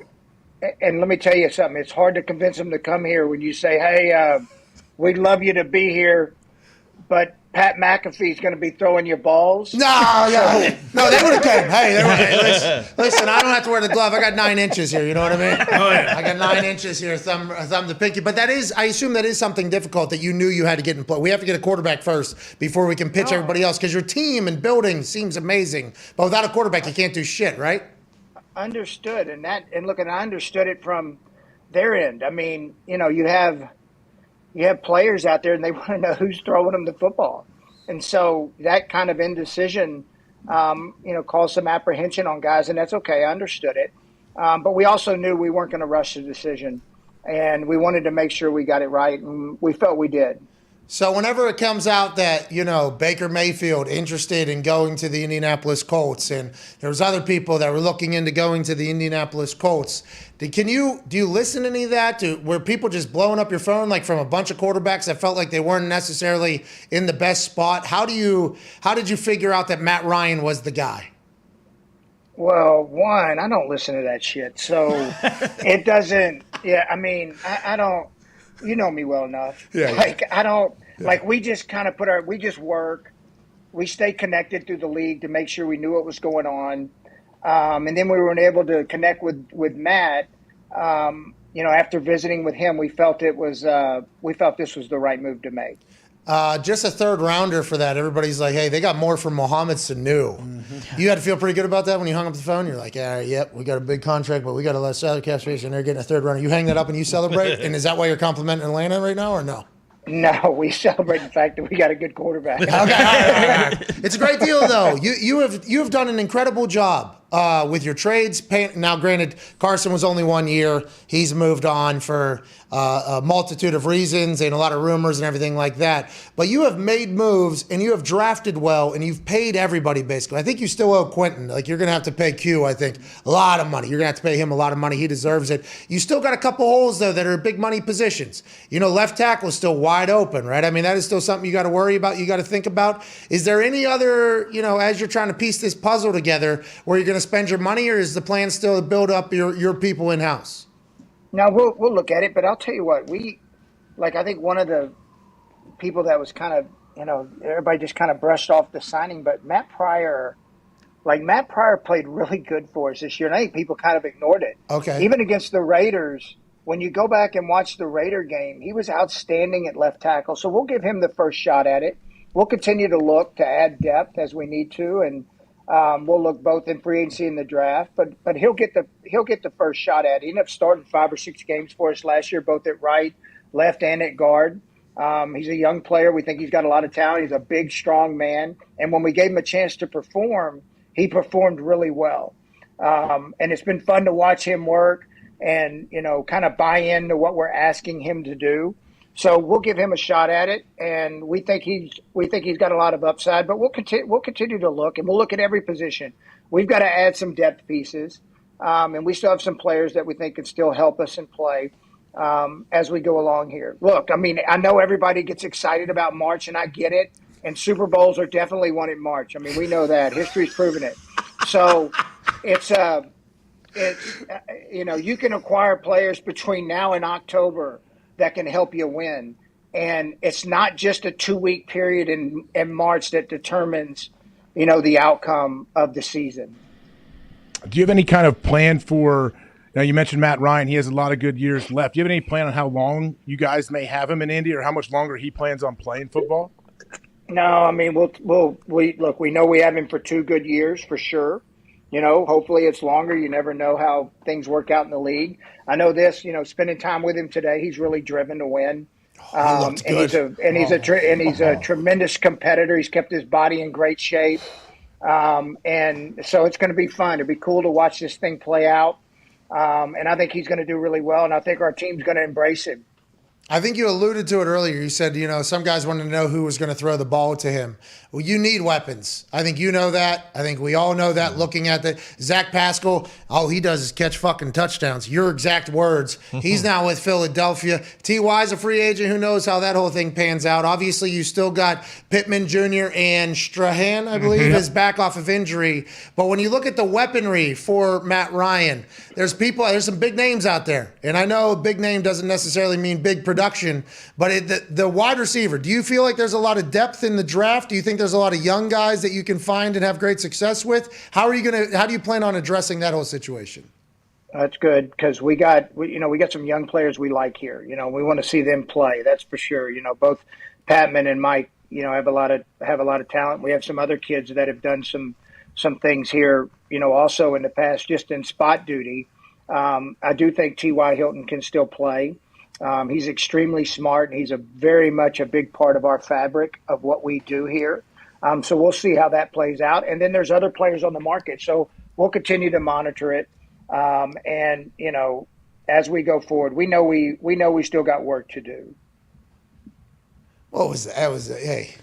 Wasn't that good? Yeah, it was. It was really. Dude, I went in a circle and I gave an answer. I mean, that was probably one of my better ones. I mean, when I look back at it, that was probably one of my better ones. Let me ask you this. When Kaylin asked me, are you getting a suite? All right. We need to get this done. So did you hear what I said? Hey, did you hear what I said? Get this done. Did you hear what I said? No. So this is what I said literally yesterday. Kaylin reached out, was like, hey, just wondering if you wanted that field suite still. I said, how much? How's the internet? And who's the quarterback? Those are my three. Well, good. Yeah, internet will be great. No, we got to get that going. Hey, listen. Hey, you're 1-0 in that suite now. Yeah, I know. You're 1-0 in that suite. Yeah, I know. Don't freaking be bringing the bad karma and jinxing it. We got to get you back in that suite. And listen, you got a quarterback, okay? That was right. I've had this hoodie, okay? I've had this hoodie for like a month and a half, 2 months. I've been waiting it's almost too warm now. Yeah. I've been waiting to wear it. I'm like, well, I need a goddamn quarterback before I put this thing on. How did you sleep so much better last night? I know you said you're patient and you can't listen to the outside noise, but obviously after last year, what happened, the way the season ended, you don't have a quarterback. There had to be some stress, is there not? I mean, there had to be some stressful moments. And last night had to be quite a celebration at the Ballard house. I don't know if, I was pissed at the end of the year. I mean, and I'm still got it. Like, it's still, I don't think that'll ever leave me. I just, the way it ended, I mean, look, and at the end of the day, I didn't get enough to help our team get it done. And that freaking bothers me. Because I feel like I let a lot of people down. So I don't know if it was I don't ever worry about the outside pressure. I put enough internal pressure on myself to make sure that we're putting a team on the field that this city and all the ex-players that played for it can be really proud of. And I was disappointed. That's where the pressure came from more than anything. Did I sleep better last night? Damn right I did. You'd sleep better too. Did, yeah. I did. I slept very well. Like, I can wear that Tommy Hilfiger hoodie too. Damn right I did. My Aura, I wear this Aura ring, and I think I got like 6.5 hours, and the average here lately it's been a lot less than that. Well, I'm happy for you. I'm excited to see what your resting heart rate is on that Aura. Every once in a while, I got up to 160 or 155, I think, when Vince offered me the WrestleMania match live. My Aura was like, spiked straight up there. I love it. I love taking care of myself, as do you. Obviously, you're yoked in this entire thing. Was there some uncomfortable moments after that season? I remember, I think you and I exchanged text messages, I think, afterwards, and you had just got done doing your 2-hour press conference that you do that, not a lot of guys do, by the way, especially after losing to Clown Town, not making the playoffs, whenever everybody expected the team to take another step. You sat up there, I think it was 2 hours, and literally just kind of let everybody ask their questions, take their shots. And I think I texted you and was like, hey, really impressive shit today. Like, just getting up there and facing the music is something that not everybody wants to do, but in the men's league, you have to do it. And you did it. And you said something about, I still got the poison in me, though. Like, this is going to take a while for me to get out of there. And obviously, there was conversations between you, Frank, and Irsay, and we all know how passionate Irsay is about winning and how in he is on all the decisions. There were some uncomfortable conversations, I assume, huh? Did that bring you guys closer, you think, in this entire thing, you, Frank, and Jim? I don't think you can get better without those uncomfortable conversations. I mean, it's not, and we're just talking ball. Like, we're just, we're not attacking each other. We're just talking ball. And what's the best way to win? What did we do wrong? What mistakes did we make? And let's get them fixed. And here are the solutions. And problem. Here are the problems, and here are the solutions. It's easy to bitch. Like, that's an easy thing to do in this world today. And it's easy to make excuses, and you can try to BS your way out of stuff, but it is what it is. Like, we weren't good enough. That falls on all of us. And we got to get better, and we got to find a way to improve. And that's what the conversation's centered around.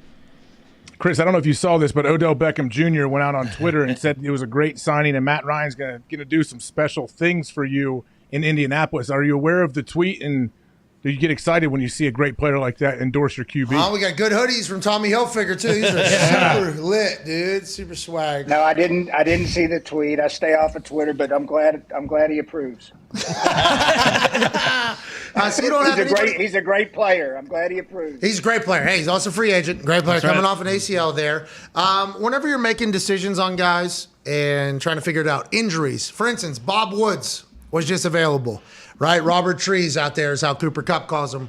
Wide receiver for the Rams, now for the Titans, went for a 6th rounder.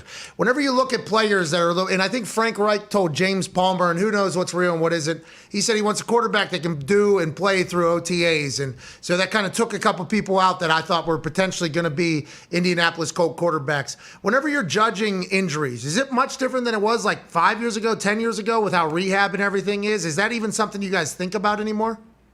Well, absolutely it is, and it's you just got to know where the risk, where's he along, how far along is he in his rehab? The kid matters, the player matters, and how driven he is to get back. So all it does come into consideration, but you got to tie in all the factors and then make the best decision you can, about what his future is going to be and when he's going to be back. And what kind of production he's going to give you when he gets back. What's like the main thing you look for in a guy to join your culture that you have built over there? Dude, they got to be about the team. I mean, you got to be.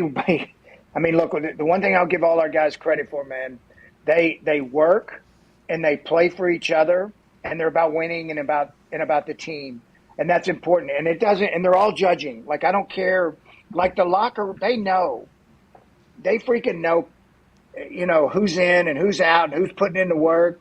They got to look each other in the eye every day and know who's putting in the commitment and the commitment level they have to win. So who we bring in is extremely important, and how they fit in to what we do is extremely important, especially because we have so many of these guys that they've been here 4 or 5 years and they've had a taste of it, and they've had a taste of success and they've had a taste of failure. And they don't like the taste of failure. None of us do. So when you bring someone in, they've got to be willing to fit into that environment that we have. Do you think the narrative that you're scared to spend money is a real one or no? It's bullshit. I mean, that's awesome. We traded and paid Buckner. We just traded for Matt Ryan. Darius Leonard's making pretty good money. I mean, if you just look across the board, look, everybody's got their own way of building it. And, we have our way. And I would tell you, even the team, because I think Les and the Rams have their scouting staff has done a tremendous job. But it's not like they're a big free agency tree. Now, they've traded for a lot of guys that are big, that are great players. But it's not all been through free agency. And so there's different ways to do it. Everybody has their own way. I don't know there's any way that's perfect. This is our way, and this is what we'll continue to do. Okay. And I'll continue to be kicked in the face for it until we have a little more success, but that's okay. Hey, listen, you don't hear it anyways. Hey, you don't hear that. You think you're not sleeping. You're just looking and talking ball. You know what I mean? With that great Southern accent. Hey, that accent is – so where are you at? Texas? That's a Texan accent right there? Texas City. Where's it's that? In Southeast Texas. We're about 45 miles south of Houston. Is that where The Big Green was filmed? Ooh. The Big Green. What's the movie? Oh, Chris. What is it? Steve Guttenberg. Chris, you would never listen. Maybe that's a problem. You don't know what The Big Green. Is that all right? I'm writing it down. Whenever the draft moves along and whenever that whole thing happens, you do get kicked in the teeth because you have the most salary cap space. We didn't have a quarterback. There's a lot of big names out there that are available. Moving on from Carson. There were so many rumors that came out. Rumors upon rumors upon rumors. If you had to address why you thought Carson Wentz wasn't the right quarterback for your team in 2022, what would it be, you think? Like, what would be the act? Because we've heard a lot of shit. And by the way, I watched every single game. And I don't know how his parents have watched him play football for his entire life. I almost had a heart attack every single play, honestly. And as somebody that has been, very fortunate enough to have a front row seat to a lot of very good football and listening to people talk about football that have very high football IQ, not that I do, the ball is the most important thing. The ball. And then next is like the health of the quarterback. And in my eyes, not saying you're saying this, but in my eyes, every play, he jeopardized both of those things. And it was like that toughness was amazing. It's commendable. It's admirable. It's like, hey, that is awesome. And his great moments were incredible. But it felt like every single play, there was a chance we're going to lose the $30 million quarterback and we're going to lose the ball on it. And it's just like, was that what it was inevitably? What do you think? It just wasn't the right fit? What do you think it was looking into the 2022 season, why you moved on from Carson? Yeah, that's it. And look, Carson, like all the rumors and all that crap out there, Carson played good football for us. At 27 touchdowns, 7 interceptions, he played, good football for us. And there's a point when we were, and unfortunately, through, missing all of training camp with the foot, and then, starting the season off as slow as we did to finally get our footing and go 9-6. And then the end of the way it did. And unfortunately, it ended the way it did. So when we started talking about, okay, what's the short term and long term, were we willing to, at the end of the day, stick with Carson? Yeah, we had talked about that. But then when we had a chance to move him, sometimes it's good. I heard somebody say this, and I did think this was good. To move away from the family can be good, because he had been in Philly, then he'd been with Frank. I think sometimes to get out of your comfort zone can be really good for a player, and I think it's going to be good for Carson. And I think it's going to be good for him, and I think he'll do really good things. And for us, it was just a matter of we needed to find somebody that we really thought was a really good fit here, both in the short and the long term. Not that it didn't. It just sometimes it just doesn't work. So whenever you make that decision to move on from, because you guys had to do a bunch of interviews. Frank had to do interviews. Yeah. You had to do interviews. And the answer was, we're going to do what's best for the Colts. We're going to do what's best for the Colts. Were you guys still in that process? Were you still in the decision-making process trying to figure out what was actually best for the Colts? And you weren't trying to, give or deceive anybody and whenever you were talking like that. Now, was this I assume this was a very difficult decision to make whenever you're talking about the trigger man of a $1 billion operation. It's really hard, and he played, good football. So, and he's a good person. It was a really difficult decision, and there was some tough moments, tough conversations. But at the end of the day, we thought, we did what we thought was the best thing for us. You just restructured Matt's contract, I believe. Was that something that was being conversated about before the trade? Like that had to be a part of it? Was that Matt's people being a part of that, or was that you, or is that just a mutual understanding? That was just mutual. They were great to deal with. Matt was great to deal with.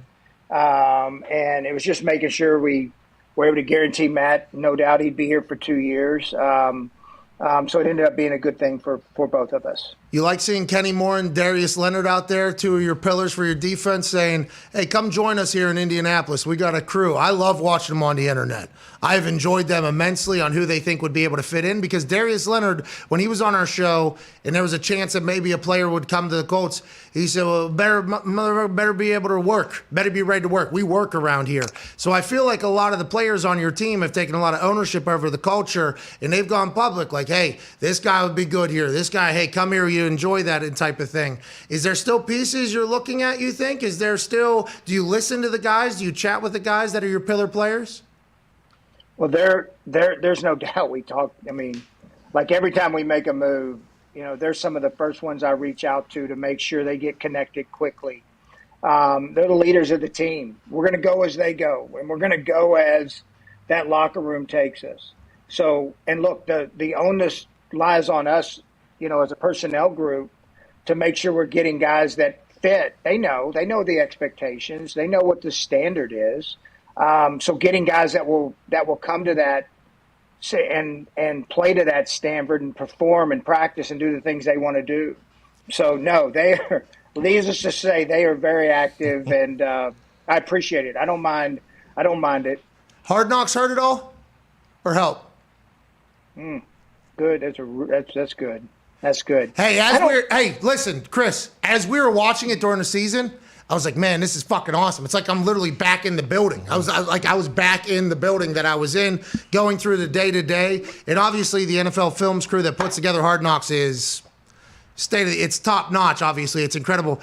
But in season, I thought was a very interesting decision because there's already enough distractions, you know? It just feels... What are your thoughts on it now that you're looking back on it?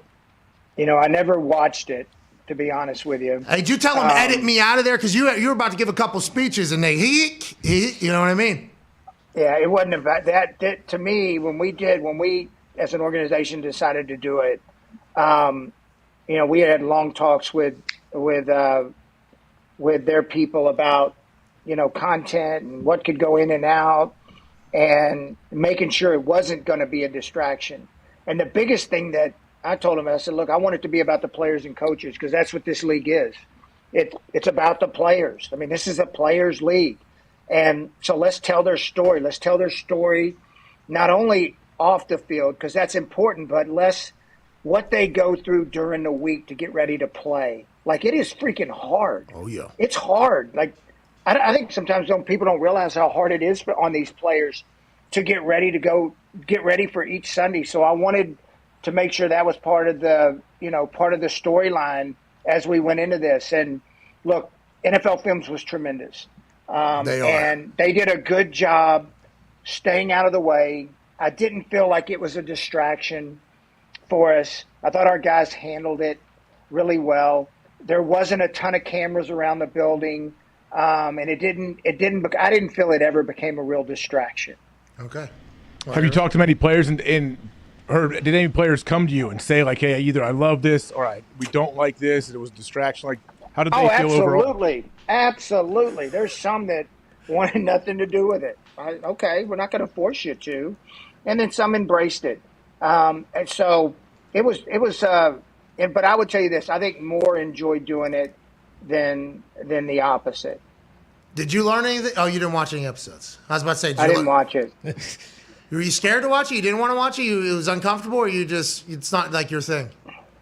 I don't know. I'm freaking living it. What else do I need to do? I mean, I'm here every day. Hey, I learned a lot about Bubba Ventrone's family. That's right. Yeah. I learned about Bubba. I get to see it, and I would see the cuts before. Like, I never watched it live, but I would see a lot of the cuts, before, just to make sure that we weren't putting something out that we didn't want, to get out. But, saying that, I mean, you know me well enough. We're pretty open.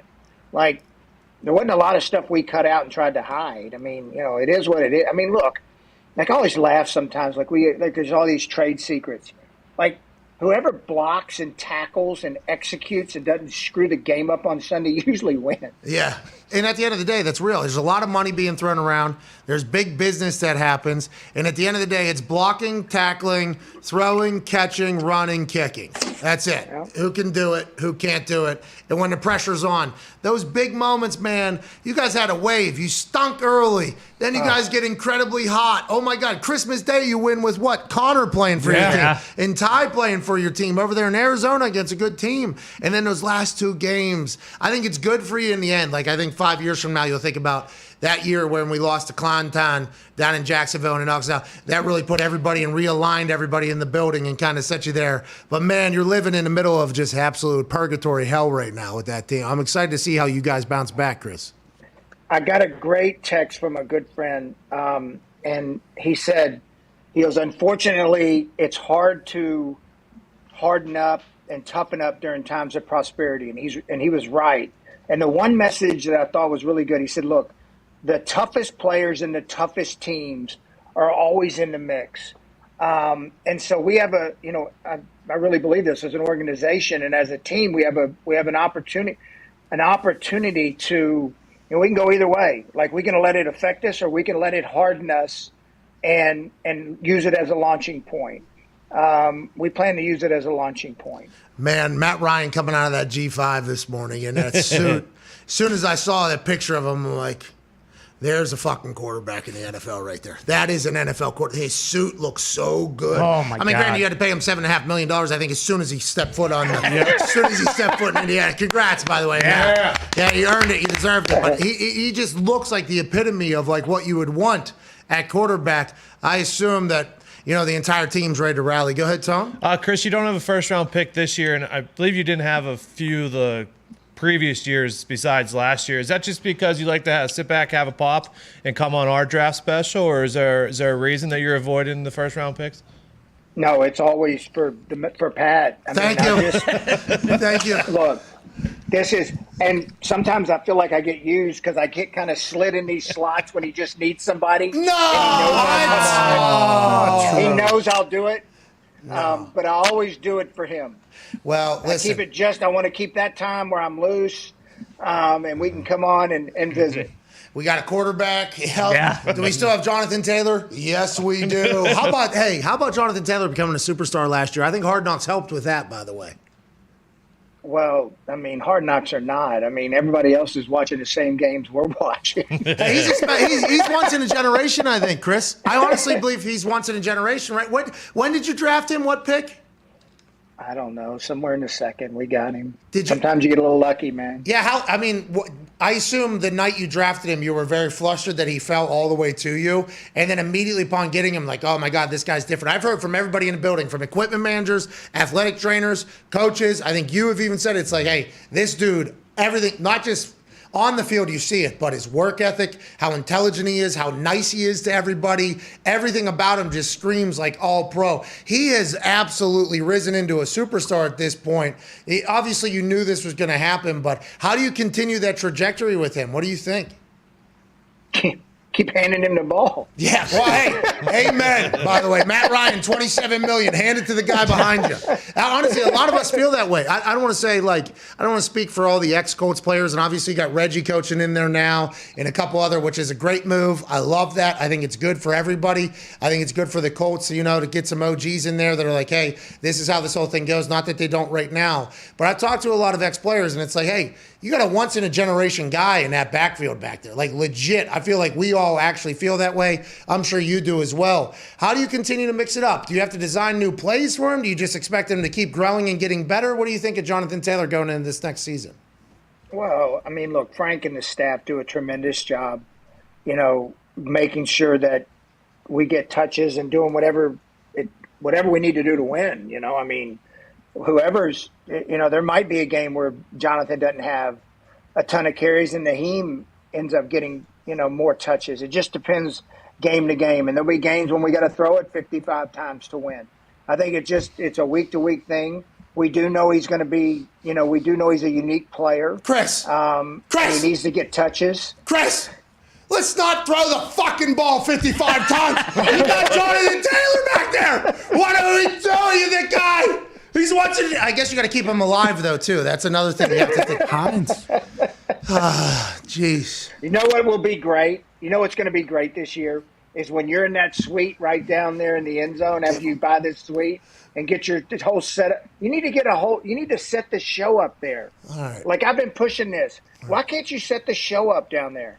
Well, how's the internet? That was literally my second question. Yeah. How much? We'll get the internet. No, we'll get the internet working. We'll make sure it works good. How about like Arrival too? Like, how do we get? Because the last time I got there, I had to walk like 4 miles through the entire thing. Is there anything we can do about the arrival of that thing? We'll get you. I promise you, we'll get you parking. Oh, okay. All right, I want it. We'll get you parking. All right, I would like to buy it. You can officially lock it in. I'm in. They sent me the price. Okay, I would like to buy the field suite. Let's go undefeated now, huh? Okay, no, we're 1-0 with you there. That's what I'm saying. That's sweet. Let's fucking keep it good. Tell Matt Ryan, all right, in the building. I bought the suite. We got the good internet. He needs a win now. What is the expectation whenever you talk to him? Like, hey, this team needs to go to the Super Bowl.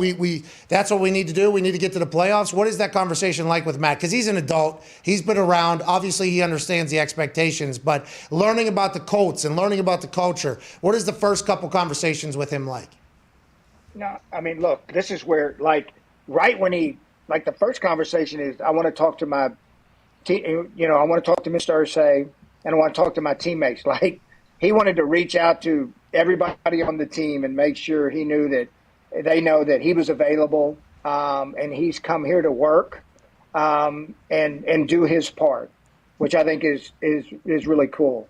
So we gotta just work. Like, we can't control what's going to happen in September. All we can control is right now. So we'll start. Players are working on their own. We'll get to OTAs and we'll go to work.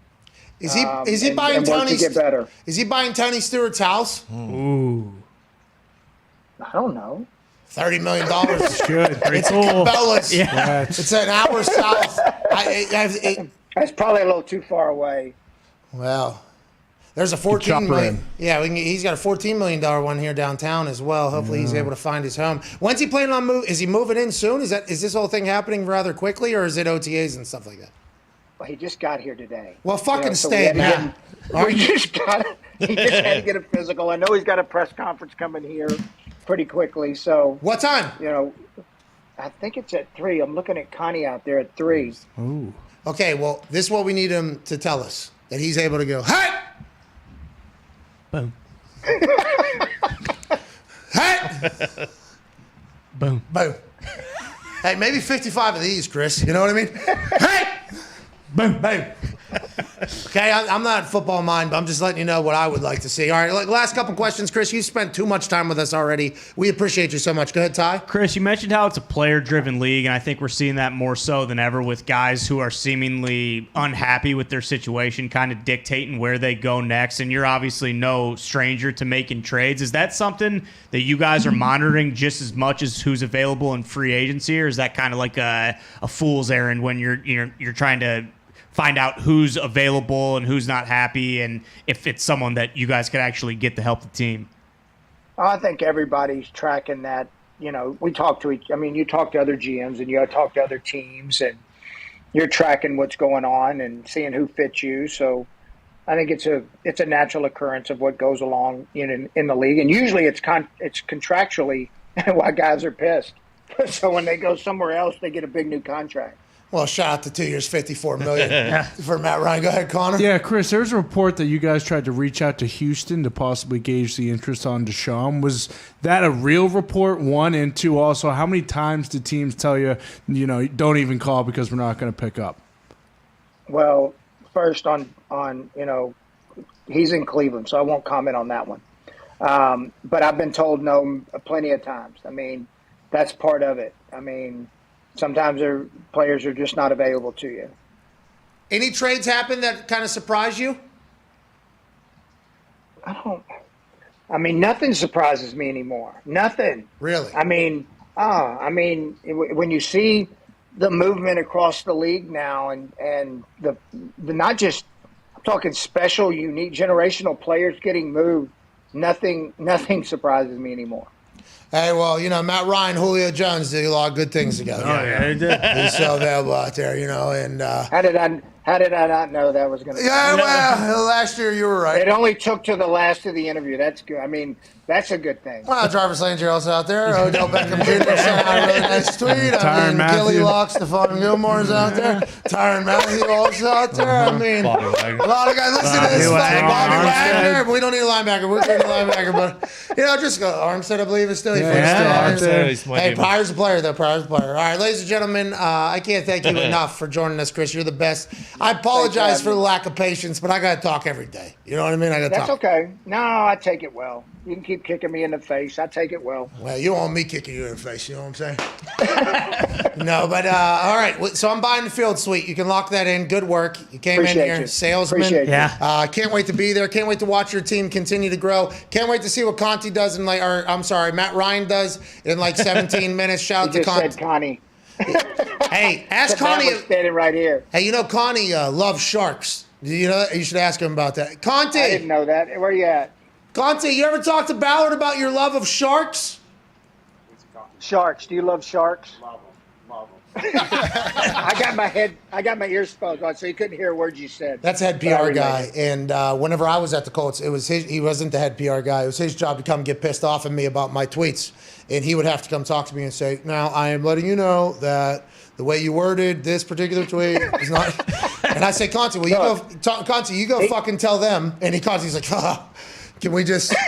Conti is a great guy. He's tremendous. Yeah, he is tremendous. I love him. There's not anybody better in the league. I agree. And he was with Matt Ryan, I believe, in Atlanta where he first got his start. So it's a coming home for everybody. I'm excited to see what you do. Ladies and gentlemen, General Manager of the Indianapolis Colts, a team led now by Matt Ryan, Chris Ballard. Thank you, buddy. Yeah! Thank you, Chris.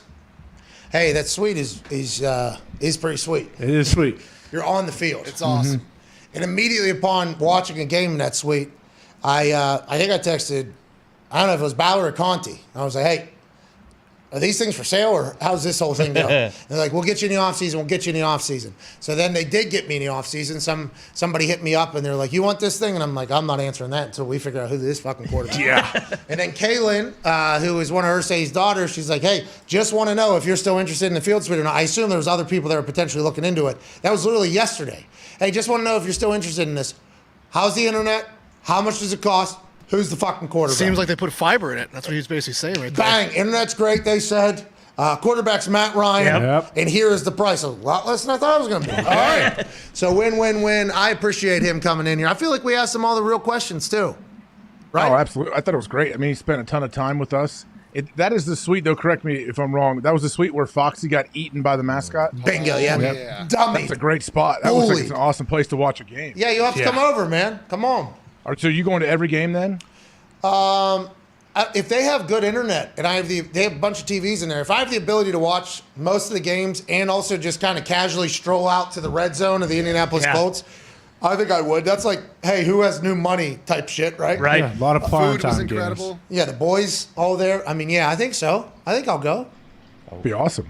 They'll probably have 4 or 5 prime times, too. I don't know. Connor will love watching They didn't make the playoffs last Colts year. all the time. True. But Matt Ryan, Jonathan Taylor. I mean, at least one of the Titans games has to be prime Maybe. time. And that was like the first home Thursday night game that we've had in forever. That was perfect. That Thursday night game was perfect, except for the 6.5 yards, obviously. Right. We missed out on. Yeah, if they play the Jets every time we go, there's no way they'll lose. Well, just Jets had a good year. Yeah, they did. Yeah. Undefeated when I'm in the building. No big deal. How you doing? Keep it moving. Hey, need you to pay for it, they said, though. You know, I thought it was maybe That's a video from the. Yeah, this is. I don't know if we're allowed to show the video, but this is a photo. It's a pause. Yeah. By the way, might be able to show that. What's that? What? What was that? How? I'm up something. I'm up something. Yesterday I had like, I don't know, 14, 15-hour day, you know? Today, earliest I've been in the office in a long time. Shaking hands, boom, boom, boom. How you doing? Let's go ahead and get some stuff done. Now we're doing the show right into a fucking Eagles concert tonight. Wow. Yeah, can't Take wait. it easy. The Eagles, where are they playing? Take it easy. Don't let the sound of your own wheels drive you crazy. You may lose, you may win, you may never see me again. Probably true, by the way, there. Just want to let everybody know that is the plan. Okay. That's fair. At some point within the next decade, I will drop off the face of this earth and you will never see me again. Just want to let everybody know that. All right? Because by that time, everybody's going to be sick of me anyways. Going to have everything hopefully done. And I'm just like, all right, see you to everybody. That's going to be great. Take it easy. You can check out, but you'll never leave. We're back in 4 minutes. This is the Pat McAfee Show. Cannot wait to wrap up hour 3 here on this. Matt Ryan's our quarterback. Tuesday, March 22nd, 2022. We'll answer some phone calls on the 5-Hour Energy phone line. 1-833-4-McAfee. You are the best. Thank you, Chris Ballard. Bye.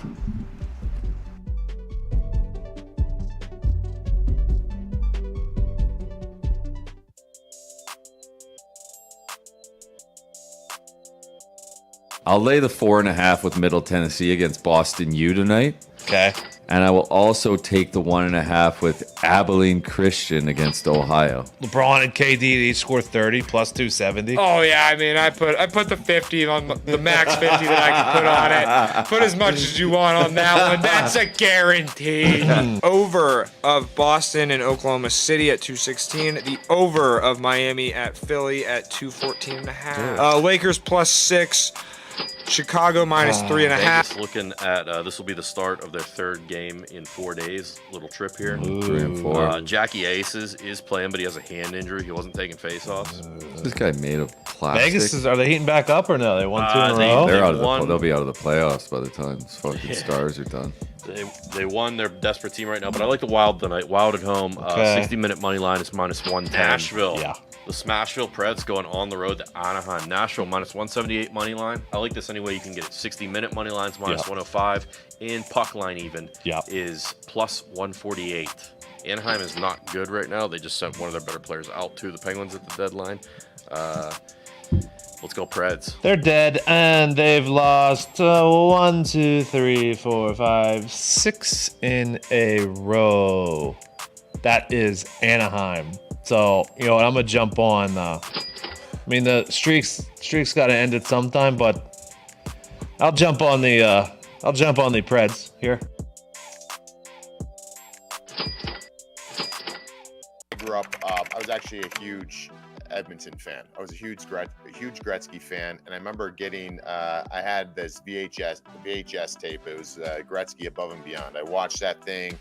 I wore that out, right, and watched it over and over. I remember the one infamous quote that he had when they lost to you guys in the Stanley Cup Finals, and I'm sure you guys all know it was basically, I don't know if it was him and Kevin Lowe, they were walking out of the arena, they look in, and they're expecting to see you guys celebrating with your families, everyone going nuts, and they hear some commotion, but they look in, and it's all the family, the friends, not the players. The players are all icing up, quiet, they're wounded, and that was that moment where they realized, like, that's the difference. We're walking out of this arena fine as losing the Stanley Cup Finals, and they're beat up and not even celebrating per se in this moment because of what they went through to win.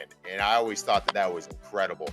You know, it was a compliment in one sense, but that's their version of it. So I got to give you my version, okay? So we had a kid out. You know how we knew that they had to walk by our locker room to get to their bus. And so we had a kid out there saying, okay, just let us know if a couple guys are coming by or one guy's coming by. So we wouldn't be celebrating when they're walking by. So, you know, rubbing salt in the wound sort of thing. And okay, a couple guys are coming. So we just kind of all settled down a little bit. Okay, they're gone. We start quick. Okay, 2 more guys are coming. Okay, we just kind of sit down a little bit.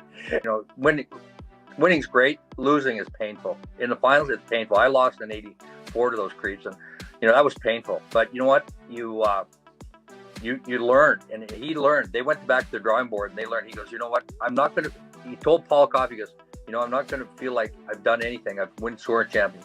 But if I don't win the Stanley Cup like Guy Lafleur and Brian Trottier, I'm now, what a compliment, you know, that kind of stuff is like, that doesn't get out there, you know, because Wayne is pretty intense and he wants to win.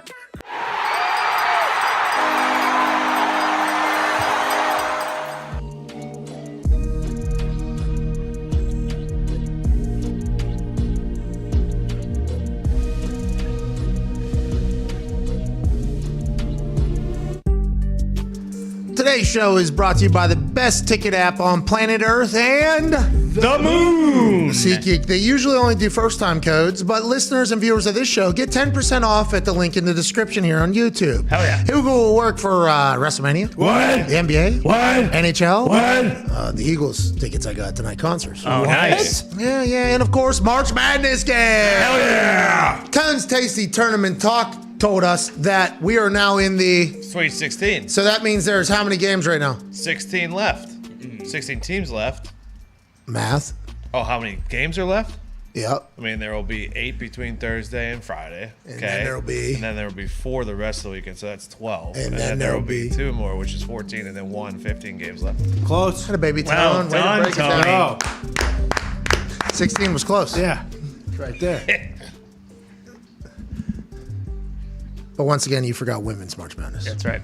Jesus Christ, scumbag. We're giving away 2 sets of 2 tickets to the Final Four for folks who picked up the next upset last Friday at hashtag PMS Feel Good Friday Madness. And it ended up being the Miami Hurricanes. Okay. The 2 winners are at DayAlex53, Alex Day, and at Austin_Huggies. Oh, all right. They'll be paid through they'll be giving their tickets from SeatGeek. Shout out to them. Hashtag PMS Feel Good Friday Madness was trending, obviously. We appreciate everybody for participating. Woo! Congrats to Alex Day and Austin Huggies. His name is Hughes. But Austin Huggies is his Twitter account. Congrats to them. Remember to hit the link in the description when you're buying tickets for 10% off automatically, no matter if you've shopped on SeatGeek before or not. Green next to the ticket means good price, good ticket. Red means good ticket, bad price. Mm-hmm. What's Austin doing wearing that fucking mask, dude? Oh, jeez. Take it off. Hammer Dahn has really turned I'll say. into quite a anti-mask operation. I seen somebody last night with a mask on. Oh yeah, for sure. Couple people. What do you mean? I see him everywhere. Big See him all the time. Do you really? Yes. In Ohio? Yeah. Yes. Well, he's in university. Mm-hmm. He's at Columbus. I was at the dentist this morning, and I walked in, and I saw people, and they were all wearing masks, so I grabbed one from the front desk, and then some guy goes, "Hey, I'm watching the show right now." He wasn't wearing a mask, so I fucking took mine out. And that was also for the dentist, right? I thought that's what you were going to say there. Like the dentist. Yeah, dentist wearing a mask. No. Take that the fucking assistant. thing off. You're talking about you just going in there, stealing one of the dental masks and saying, "This is for me now." Well, I did, because I thought I had to wear one because I thought it was the rules at the dentist's office. Apparently not this office. This guy wasn't wearing it, so I took it off. What is this all? Do we have any clarity on what is real and what isn't? Because everything's like recommended at the places, and it's like, all right, is it recommended? Is it forced? I got the thing, so why am I recommended? Recommended means like not mandatory. Like schools went from they absolutely kids had to wear them to a lot of schools now are saying they're not mandatory. So some choose to wear, some choose to not wear. Did your kids' school, what, they opened it up or what? The kids are allowed to smile again or no? Yeah, they opened it up like, I don't know, a month or two ago. All right, so it's There you happening. go. We beat COVID. I mean, we were told. I saw this morning, or my wife was watching this morning on one of the national shows. I guess the flu is about to have a big comeback. Really? The spring come flu? on. Shout out the flu. I guess the flu is out there lurking in the shadows. Just wait. Yeah, it's been kind of ghosted, by COVID for the last couple of years. Flu's like, bitch, we're the main event again. Yeah. Everybody look out. All right, Chris Mad Dog Russo's on the other side of this 6-minute break. His show will be better than ours. We'll see you in 21 hours. Cheers. Killed it. That's 3 for 3. Yeah. 3 for 3, yeah. Clean day. Get you You're a big Eagles fan? Huh? You're a big Eagles fan? I smoked up, dude. So are they a big dope band? Yeah, I think a It's lot. not Fish. I mean, what are we talking about? Most bands are Fish is like a little bit step further, I think, than just potheads. I think. I'm not 100% I didn't know the Eagles are they're still touring. Yeah. We're gonna find out. Joe Walsh is an absolute beast, dude. What if he plays Life's Oh, Been buddy Good to died Me? though, I bet right? he One will. of them's dead. I bet he will. If I hear Life's Been Good to Me tonight, I'd say there's a good chance you will. oh my, that song was 2 years of my life. That song was like maybe the song for me. Wake up, let me run this thing. Mm-hmm. Just bought a mansion. They tell him it's nice. He's never been there. Something the price. Yeah, he's fucking has accountants pay for hotels that he just ruins. Mm-hmm. Sound like he was singing about Jim Irsay. Honestly, I heard. I'm like, oh, this is Irsay or whatever, just living his best life. But I fucking love that. Don Henley Oh, yeah. gonna be there? Is he back with the boys? Don Henley might. I don't know if he is. Don Doesn't Henley he hate plays- all of them? I don't know. That's what all those bands end up hating each other because you live on the road, right? So you're all miserable and tired. You have to play the same songs every single night, bit repetitive. You get paid great money and people cheer for you. So that's, there's pros and cons. But there's also like ego and power struggle. Like who's the lead singer? This guy's not getting up. Like I can see how it goes real bad. Yeah, creative liberties too, like who wrote the songs, who sings the songs, who's taking credit for songs. Am I allowed to do this in this song? No, you can't do that because, there's... What about Zach Brown? Remember, he's saying they're going on like 10 years of nobody drinking or smoking or doing anything like at the venue or before the show. Like what if some guys are like, no, like I want to. Like I want to do whatever I want. And Zach, and I think there's good reason for him saying what he's saying. All right, you can go ahead. Yeah. Hey, go ahead. We're going to sell out every place we go to. I assume you will someday as well. Yeah. Good luck out And there. I'm also guessing that rule does not apply to Joe Walsh and the Eagles. Oh, you think they're going to be up there a little bit? Oh, yeah. Tuned up? Getting fucked up. I don't Zach know if doesn't they still count are, but- marijuana, right? No. Well, he said Yes, he smoke. does. He said smoke. Like meth, he meant. Oh, okay. Yeah, that's what he meant. No meth, guys, before the show. You're telling me a fiddler who travels, maybe that fiddler isn't. That fiddle, by the way, that they play is incredible. You're telling me some bass guitarist or something is, I mean, maybe. That's what it seemed like. Save for after. If I hear Life's Been Good to Me tonight, I'll be. You might. Good news, Dahn is touring with the boys. Okay, yeah. You might hear the boys are back in town, too. Sounds like they got Vince Gill in there as well. Desperado's going to slap. Vinny Gill on a guitar. Yeah. Hey, Vince can slay a guitar. So many solos tonight. I'm just going to be. Where's the show? Down here in Indianapolis. Yeah, obviously. Take it easy. Like, is it at the Colts Stadium or is it a basketball game? Take it easy. Fucking Desperado's going to slap for sure. Desperado. By the way, there's gonna be a heartache tonight. That's them too. I was listening this morning. I was rolling in the office just with Eagles top songs playlist. Nice. Man, they got bangers out there. Yes, they do. It's gonna be awesome tonight, dude. Hopefully they play their new stuff. Hopefully they're writing a new album. They're going to play it all for you tonight. Don't do that. Don't do that. They won't. That's not what we bought the tickets for. Yeah. I ended up at some concert where they did that, and it was like, all right, everybody's leaving now. Thanks. Yeah. Can we get to the bangers, what we bought the tickets for? You're a fucking band from 1991, all right? We don't want to hear your 2015 brain, okay? We want to hear your 1991 brain. That probably brings up terrible memories for all of you. Oh, yeah. Probably tough to sing those songs. Yeah. You're probably sick of playing. That's what I'm here for, okay? That's the job. Hate to break it to you. I don't like it either, okay? I got to be a doofus every time I'm on a microphone. You think I like doing that? No. Okay, just play the hits, dude. Only the bangers survive. Eagles will fucking play the bangers. Oh, yeah. They're going to play the You don't bangers. have to worry about the Eagles. This ain't their putting on a first show. rodeo. I mean, they've been touring for 70 years. I would imagine they know to play the hits by now. Life's Been Good is on the set list. Boom. Don't give it away when it's coming, but Yeah, you can check all the Try set to get list there from whenever early they or played not. before.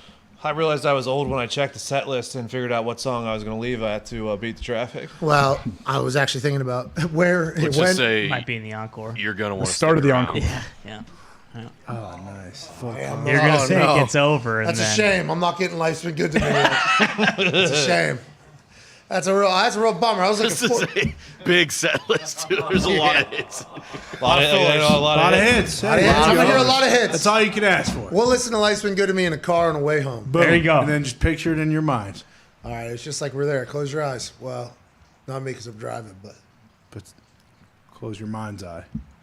Make friends with somebody while you're there and have them FaceTime you. So you and Sam will be on the way home watching on FaceTime. Life's Been Good to Me. see, I will say this is 2 times in the public here in a week. Yeah. Pretty excited about it. Let's go. Pretty excited about it. Hoping to not make any new friends, though. Would like to let that be out into the universe. Yeah. Hoping to make no new friends tonight. You know, hoping nobody FaceTimes me how it sounds live when I'm out of there. But I'm excited to go live tonight. I am. That'd be a great I'm time. pumped about it. Liv Moss. Taco Bell. Maybe I would. No, I'm in carbs. No carbs. Hey, I'm really in the middle of ketosis right now. I got 12 more days of this, at least till WrestleMania. So what do you normally eat? Everything. You name it. What are you talking about? Just all meat?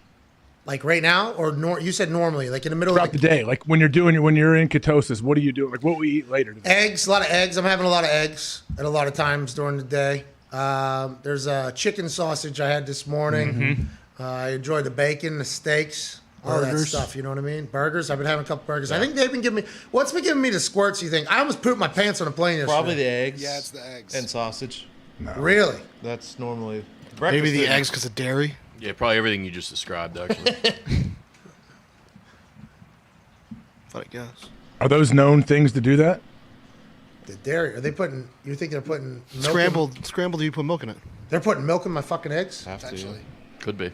that's how you make. I think so. I don't. I don't put milk in my eggs, but people normally A lot of do. people I do guess. The To hell do you fluff put it, in right? them? To fluff it. So am I not in ketosis? Nothing. I take eggs and I because- beat them up and I rip up turkey and put it in there. No, because cheese is good. And you stay way under 20 Yeah, grams. cheese is good. You could go over 20. So a little milk. I can't have them putting fucking milk. Maybe it is the milk just running right through me. I'll call the restaurant. I'll find out. Yeah, You got a little baby stomach? What's going on? To be honest, when I got arrested, my second year, 2010 or whatever, and I had to go meet with all the NFL's people, they came to the conclusion that I needed the full 27 months, for this thing, because at some point with what they had gathered that I drank that night, I should have puked, and I did not. And I took that as a compliment, obviously. I was like, well, of course, what were we even talking about? But also, no, it was new to me to drink that much, So that was kind of how they put me in a pretzel. Because they were like, did you find yourself puking, or were you drinking until you were sick? And I was like, no. Like, no, that ain't happening or whatever. And then in the end, it ended up biting me in the ass because they were like, you should have probably got sick with the amount that you probably drank that evening, right? You're blowing 0.15 5 hours after you drank, 4 hours after you drank. You don't think you should have puked there? No. Well, solid call, yeah. I mean, I guess it is battle tested. Maybe I did. You ate a piece of bread at the restaurant. Yeah. Soak it up. If I do recall, I think I was found shirtless because I puked all over my original shirt. Yeah, no, that's not washing. smart. I mean, that's why I didn't know if I puked. How do you blame me? And I was in jail. Everything tasted bad. So I thought it was just that supposed to be bologna sandwich I ate, but it might have been puke, actually, now I think about it. So let's get this down to 3 months. Thank you. But yeah, I have a pretty good gut, dude. Things are steel trap, normally. Pretty good. Yeah. I wonder what it may be. You don't want to poop your pants tonight when your favorite song comes on. Well, I just said, I don't think I'm going to be on my way home. I think when that favorite song comes on. Unfortunately. If I just found out. I mean, maybe I'll get lost in a moment though, and I'll be in there, just vibing. Oh, we're already at the fucking encore. Here we go. Holy shit. Could happen. Maybe that wakes me up, brings me out of it. Life's been good to me. You know what I mean? Oh yeah. Sounds like a flock of wow-wows. I hope you get that in there too. You might be the youngest person there tonight. I got an old soul. They know it. I know. I'm just saying. I'm impressed that you know who the Eagles are. I know the Eagles because my parents listened to them when I was growing up. Listen, I'm a jukebox, cuz. I don't know the names of the songs, but I can fucking sing every one of them, basically. That's I'm similar. I don't know like album names of any albums of all stuff. Like I know good songs. But a lot of times I don't know the names of the songs. I definitely don't know what album they came from. I don't know the name of the song. I probably don't even know who the fuck's singing, but I can tell you what the song is, and that's because I was on the road with Tim McAfee for about 6-7 years straight, just driving every weekend to soccer tournaments. And Tim, to Tim's credit, pretty good ear, pretty good music. There was some shit. I was like, all right, we can get past this era of Tim McAfee's ear, But I feel pretty good about damn near any genre. But the Eagles are fucking good. Like they're classic. Good. They're good. Yeah, make you feel good too. Make you feel good out there. Yeah. I'm bummed I never got to see live. Michael Jackson? Queen? No. Maybe. Freddie would have been. Yeah, Tom Petty. Tom Petty. Yeah. Tom Petty is the one. I remember that Super Bowl he did. I was watching. I think I was in college. I don't know where I was. It looked awesome. I was like, I need to get to one of these. And then he passed away. His deal was sad. Yeah. Very sad. Rest in peace to him. And to anybody else that has died. Speaking of very much alive on the flip side, Matt Ryan at his press conference, he looks unbelievable. Zito just told me. I don't know. Oh, my God. Is this guy out of a video game of what a fucking quarterback's supposed to look like or not? Yeah. Nice. Yeah. Feet, can we turn that on? Yeah, let's do it. Let's go ahead and listen to Matt Ryan.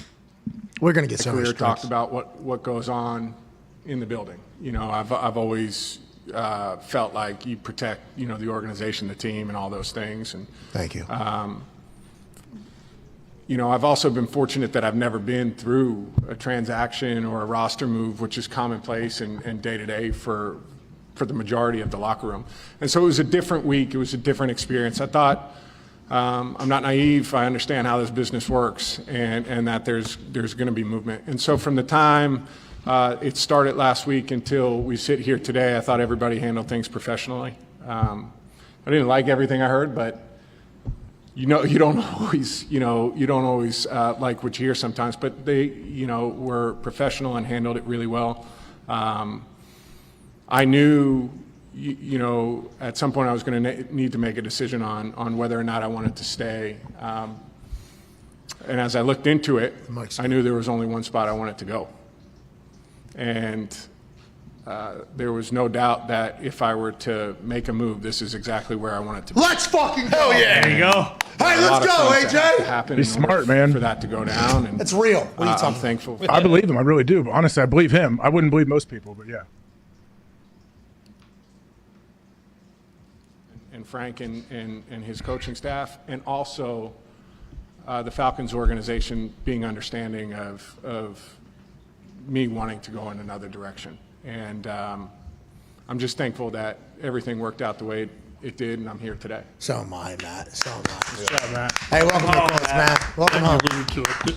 After 14 years in Atlanta, had you sort of settled in your mind that maybe you could finish there, or had you looked around and Tom Brady and Peyton Manning and things changed? This wasn't your decision. This guy's a legend. He has our Hall of Fame. Yeah, it was not, you know, and second best punter in Colts history.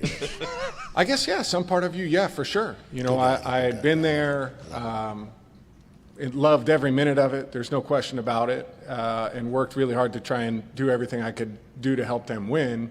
And at the same time, you know, understood whether it was this year, next year, or whenever, there might be a time where something different happens. And so, you know, you talk about it with Tom Brady or Peyton or any of those guys, they've had times where they've had to transition, and both of them have had tremendous success with that. And that kind of, in the back of my mind, that's what I'm thinking about right now is, you know, this opportunity that I have for, you know, the rest of my career to try and catch that spark and go. And, you know, I'm coming into a building that has been set up extremely well and a roster that has been set up to win. See that? And they've done a great job of putting that together. And I am so fired up to get to work and be able to, you know, get on the field with these guys and Zito just said, try and do I my should part to ask help if this team I win as can many zoom games in a as we question can. or not. So I just texted Conti.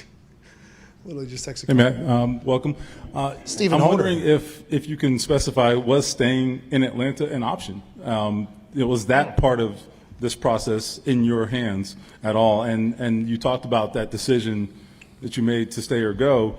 How did you? Can you kind of walk us through just kind of what crystallized it for you, if that was in fact, you know, a decision you made? Yes, definitely. You know, at first I didn't know, because at first I didn't know if it was going to be. Say yes. You know, He said it's only in forced person, into Pat. a trade. We're streaming it live right now. Because of how things I shook took a up. But picture way of the that screen. they I did, know. Ultimately, it came down to a decision between either staying in Atlanta or coming here to Indianapolis. And what sold me, I was able to have a meeting with Chris Ballard, Frank, Marcus Brady, Parks Frazier, all those guys on Saturday night. And their passion, their commitment, their professionalism, Can you record a question? the accountability Chris has for himself and what he does, the empathy Frank has for my situation of understanding you've been in a certain spot and done it one way, and don't ever forget that. It's an incredible part of it, but this next chapter can be even better. It was a really, really cool meeting for me to take, and then I had to sit down with my family and say, okay, what makes the most sense for us? Texting an intern to ask on our behalf. I just knew with the roster that they talked about, their belief in the players that they have You here, look the belief amazing. in the way that they do things, the time was just I know right you for signed me. for 2 years. And I felt like I needed to How's do the it. body And I feel? came downstairs. I was up in her house, and I was Nice. in my And I hope office, they and I show came a picture of him downstairs, getting and off that my plane. wife was like, Mhm. you look different. Now you we know, wait. you Ask him to look stand at- up. you know, and Ask him to so, stand up and do a twirl. I All knew right. kind of at that Always point wanted- that was follow the up. direction Always wanted you know, to we live wanted to tweet go, and the took some time to really press think it conference. through Matt and Ryan discuss says- it. And when we did, we came to that conclusion. We came to that Conti said he'll do his best. Welcome to town. Leadership has been a big I wanna know topic who around the suit here guy in the is. locker room. What is your Kravitz style of here. leadership Sure, in he's that got a locker great room? suit. It's the Ryan line. Yeah, I think, you know, to me, leadership is about We got nothing but time, boys, I think. serving your teammates. And, you know, the one thing that I've learned in 14 Travis years Matthews' clothing is sponsorship. what certain guys need Ooh. from That's you fucking is different. big time. That's what I'm saying. We got You an know, each adult. team Golf that brand. you're Well, that's good on, golf brand. He's talking about his needs leadership. from Can you we- as a player or as a leader is different. You have to get to know your guys. You have to get to know your teammates really well. And He looks how like he they could be the tick and how coach. they need to be motivated. He's fucking trying to coach you up And what right are the now on things that he leadership, can help please. them He's awesome. bring out the What do you best in say? themselves. Don't talk about my former teammate And like that's gonna that. be, Seems like you know, kind of square. a really All I'm exciting hearing is challenge. quarterback answer, you know, quarterback is answer, to try and quarterback get answer. to know Perfect, this group perfect, of guys perfect. in this Exactly. locker He room, did say this protect coaching the staff as best I organization, can. protect the team. And First. figure He out didn't how I mention work in protecting that. the And what are the football. things I can bring into it? I've always believed that you need to be flexible in your leadership, that you need to I hope he guarantees a Super Bowl victory this year. To kind of read the room, for lack of a better term, but you better be principled. You know, there have to be things that are non-negotiable. That you believe in, how you do things. Give me what I want. Through and show through to other people. But I've definitely been flexible throughout my career, and certainly at a different point now than I was at 23 or 24. You know, with the experience that I have. A couple of years ago, Phillip Rivers came in here and said he was rejuvenated, excited at a fresh start for him. He knew the offense. He worked with Frank Reich for quite some time. What is your take on a fresh start and the rejuvenation that it brings to your career? And what will it be like learning a new offense? Well, I've had some different coaches in Atlanta. You know, it's not like I had one run there. So I had 3 different coaches during my time in Atlanta, and probably, I want to say 6 offensive coordinators. Had a baby, Matt. It's 7. No big deal. You know, so God doesn't remember his offense. So I've learned some new offenses in my time. Yeah, some of them stunk. And learned, you know, how Not works Frankie best Reich, to though. do it. I've watched, you know, being in the NFC when Frank was in Philadelphia and what they did there. I've seen a lot of what they've done. But when you look at Frank, too, which is so interesting to me, is they morph. Right, depending on how he sees things, the players that he has. Don't watch the Carson plays, Matt. So I feel confident that, you know, I'll be able to learn it pretty quickly. There's certainly going to be. Does he look better than Carson did in his letter jacket? Yeah. He doesn't look like a doofus. I'm pretty confident, you know, that we'll be able to do that. Carson I'm and excited Sarah's about it. Matt's day. And I think part of that rejuvenates you too. It's that Ketchup and mustard I'm curious, and you always want to learn. And Curious guy, me can't too. wait This to is me and you, start, AJ. You know, getting in this building Gotta and be working curious. with these guys and getting on the same page. Keep curious. Hey, Matt, congratulations. Thank you. The last 2 Super Bowl champions baby, Chris led by Hagan. veteran quarterbacks in the first year with the new team, and also we're seeing more and more guys play at a high level into their guy 40s. wants a Mississippi When you State. see those 2 things and realize the landscape, what kind of confidence does that give you, knowing that roadmap is already out there? Yeah, it looks pretty good. You know, the roadmap looks really good. And what Matthew Stafford did in LA last year, you know, making that transition, playing so well, and what Tom did, you know, I saw that firsthand in division the year before. Hopefully, you know, we bottle up some of that momentum and we can make a push here. Yes! I really believe we can. He said Guaranteed Super Bowl. He said it. Guaranteed it. Really Let's go, Matt. Sound across the board, built with, you know, really high character football players, guys who work hard. Is he going to stay with Irsay until he finds a spot? It's amazing to me. That'd be sweet. In sending a bunch of texts and talking to some guys yesterday, just back. Probably flying home tonight. How much they care about winning. He's living here. You know, in every one of their first. He got off that rankings, plane with it's just a about DOP kit. winning.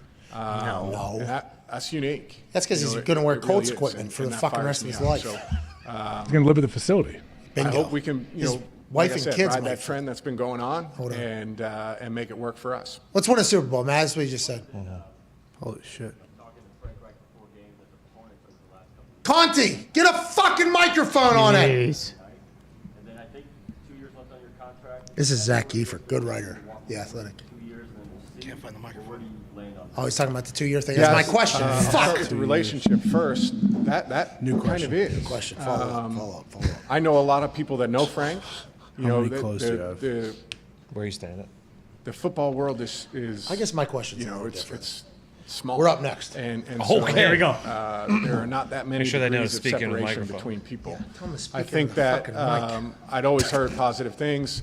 I had a teammate who was a coach of mine last year, who was a teammate earlier in my career that worked with Frank in Philadelphia, and just raved about him. One of the smartest, most level-headed guys you'll ever be around. And That's a good question. you know, that's certainly the review I got from the people I reached out to talk to. Who's that teammate about coach? this, and certainly the review you get from every player I've talked to on this team. Algie Crumpler. So I'm excited about that. I got the chance to talk with Coach earlier today. Love that guy's name. He was so nice to Roddy me White. and my family, and so ready to get to work. So I'm fired up about that. As far as expectation to play, you know, I've said from the start, I'd like almost to play as long as 40,000 I people can. watching us right now. I feel gonna really be a- good. it's My gonna be a body QB feels competition? Really good. I still feel like I can play. Oh, his body at feels good. as Fuck. high a level as I ever have, and as long as that is, you know, nobody has a crystal ball to know exactly how long it's going to be, but as long as I feel good and feel like I can play well, I'm going to Ask him how much he benches. God damn it. Oh no. Oh no. This is our fault. This is 100% our fault. Oh no. Matt, thank you for coming to Indy. Thank you for coming to Indy.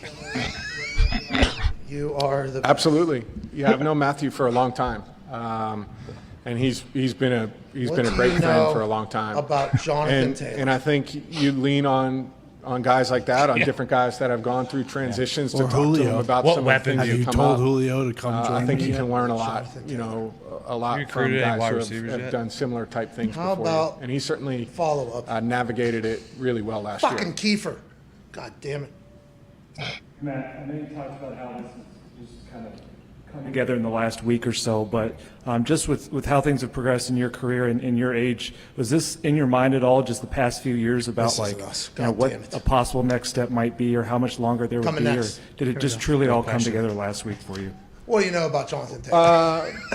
I mean, here's the thing. You know the league really Legit. well. That's when all you're I in needed. it. And so you Will you know just what fucking- teams I know I are just gotta do this. good, That's all I need what to hear. teams, might not be as Who? talented, Who? what rosters look like. You know Shut it off, who needs what positions. That's just, it's certainly Calls well him Jeff. reported, so we certainly hear about it a lot. So you know kind of what the situations are around the league. For me, I always said I was committed doesn't he go by Matthew, to the like Stafford organization does? that I was with. He's got fucking ice in his veins, bro. And the circumstances change. Yeah, he's not a loser. And that's just, the reality of life and the reality Guys of this won Super business. When the circumstances did change, Off the field. again, understanding the landscape of what the league looked like at that time, to me, there was only one place. And I'm so excited to be here. I've been watching, what this team has done the last 3 or 4 years and building and getting better, and really feel like, it was the kind of place you would want to come in the position that I'm in, and I'm really excited to be here. Hey, brother, this question's coming from Pat McAfee. Oh, okay. I couldn't tell. Yeah. So he Sounds says, like Matt, thanks for coming to Indy. You're the best. I like where this is headed. Oh, yeah. That's a good start. What do you know about Jonathan Taylor? He's a beast. Yes. He's an absolute beast. Yes. Okay. We played Buffalo. When I was in Atlanta last year. We played Buffalo late in the season, and so getting ready for them, we watched one of the games where Indy had played against them, and I was like, man, they ran the ball pretty good, against good defense. So let me pop on a few more. Let me pop on, see what they're doing, maybe on the offense, because middle of the season we're rolling, right? You guys are rolling here, so. I got a chance to take a peek at some of what he did last year, and he's special. I really do think he's special. I think he runs the ball extremely well. He's got great vision. Oh, yeah. Great balance, good speed, good power. Catches the ball well out of the backfield. Willing in pass protection. I had lunch with Quentin and Ryan Kelly today, and they talk about how he's willing and smart in pass protection. I've been around a long time. You don't get backs that do all of that very often, and when they do, they're game changers. And so I'm fired up to play with him. I really am. Sent him that text message yesterday and said I can't wait to get the chance and opportunity to play with him. Fucking right, Manny! Yeah! We talked about Hey, this a Kyle little bit Davis a asked couple that minutes question, ago, but athletic just with all trainer the for the quarterback movement for the Indianapolis Colts. That was amazing. Thank you. Kyle. Hey, whew. Man, it sounded like he's okay. Just Yeah. Boom. Hey, the only follow-up I would have, Pat, if your guy gets another question in there, ask him if he's watched all of the Colts games 2 to 3 times already from last season. Follow up. Why does anyone even go to press conferences? You could just do this. Well, I do believe people are going to be pissed that we were able to do this. I will say. So shout out to Connie and Kyle Davis, athletic trainer for the Indianapolis Colts there. Not a media member at all. Gets the mic. Ask this on behalf of Pat McAfee. And how about Matt Ryan? I think Matt Ryan thought we were potentially in there. Yeah. Would love to meet you, pal. Your answer is everything I need to hear right there. Isn't that, AJ? Isn't that everything you want to hear right there about an MVP in the backfield? And literally all I've been screaming about for, a year and a half now at this point? He's a game player, or a game changer. And I love the fact that Matt Ryan was like, hey, ran the ball against, well, let's go take a peek. I wonder what that night was like when he was watching. Like, what is this thing here? Jeez. This guy is insane. Yeah, I need to be a Colt. That's why I'll go to Indy. Jonathan Taylor, probably the reason why we got Matt Ryan. He said Indianapolis was the only place. He thought back to that week whenever he was playing Buffalo, and he thought, holy fuck, there is an alien playing running back for the Indianapolis Colts. I'm so excited about that. Our first question, I think, would have got a better answer with the way we worded it, but, Zach Kiefer has a great mind as well. Thankful for Matt Ryan being here. Excited to meet him in person someday, AJ. So you should have him in studio soon. Well, he's going to be sticking around in the facility probably, you know what I mean? Yeah. Maybe you go to the facility and talk to him there. What's your COVID protocols? Yeah, that's a good question. It's over. I don't want to be the one that gives them. Couple masks, NFL dropped them.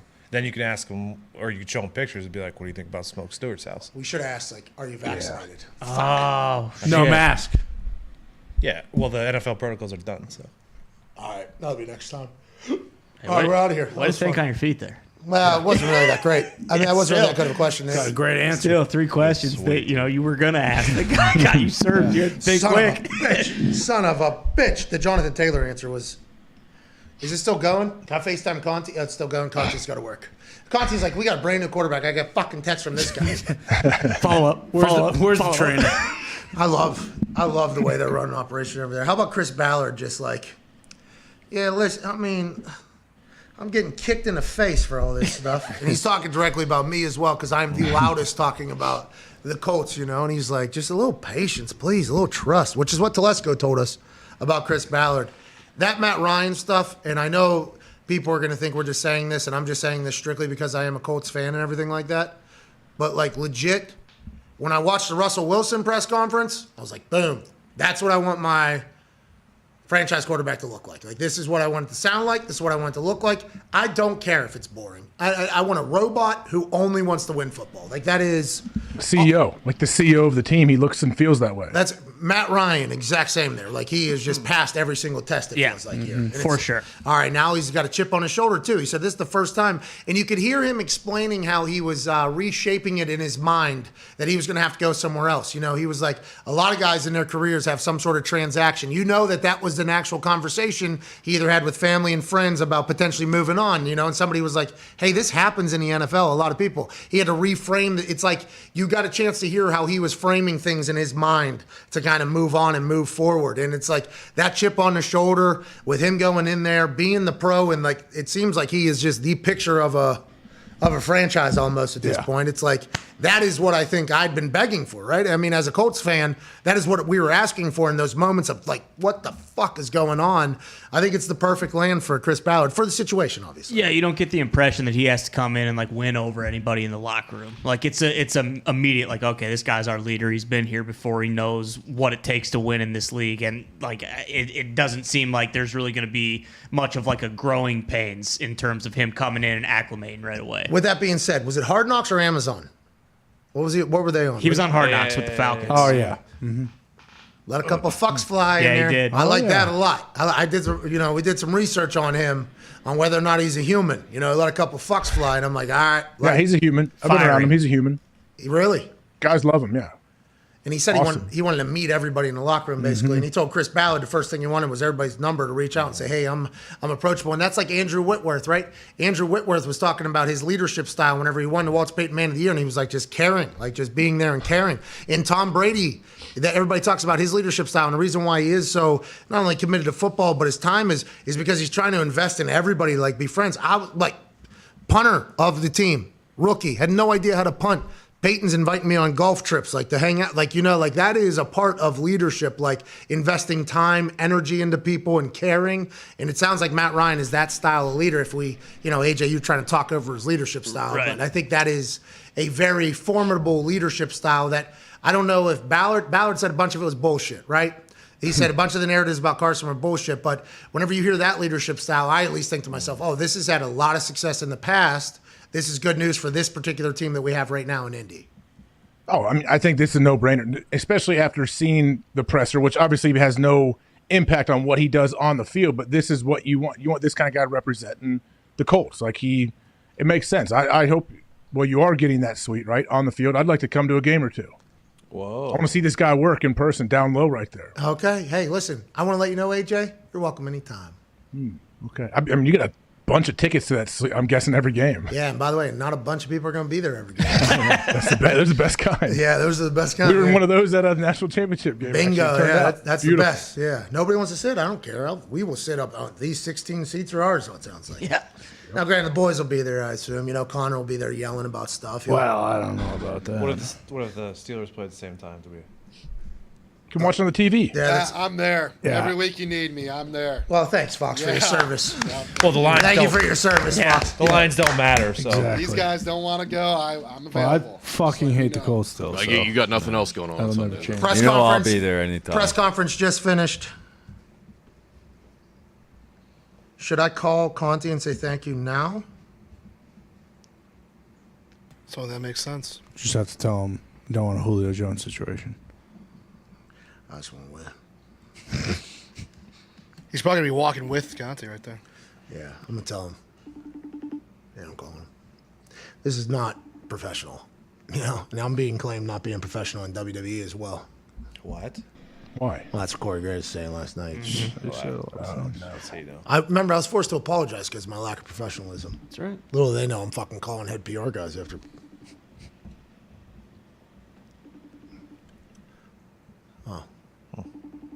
He's got a couple things going on right now. Taking care of the franchise, helping Maddie. I mean, today's a big day for the Colts, man. Yeah. Hopefully. What you scumbags did to him years ago is going to drive him and propel him. You heard him talk about what Tom did and Matt did and everything. He's saying, hopefully that we have similar, we're doing. He basically said, we're fucking winning the Super Bowl. Yeah. But he didn't say it. Yeah, I mean, what we did to him is the reason he's no longer in Atlanta. Shanahan, please. Thank you. That's why he's no longer Atlanta Falcon. That's right. Yeah, he got a head coaching job after that, so I don't know how many people blame Shanahan. Listen, Shanahan's an incredible coach, okay?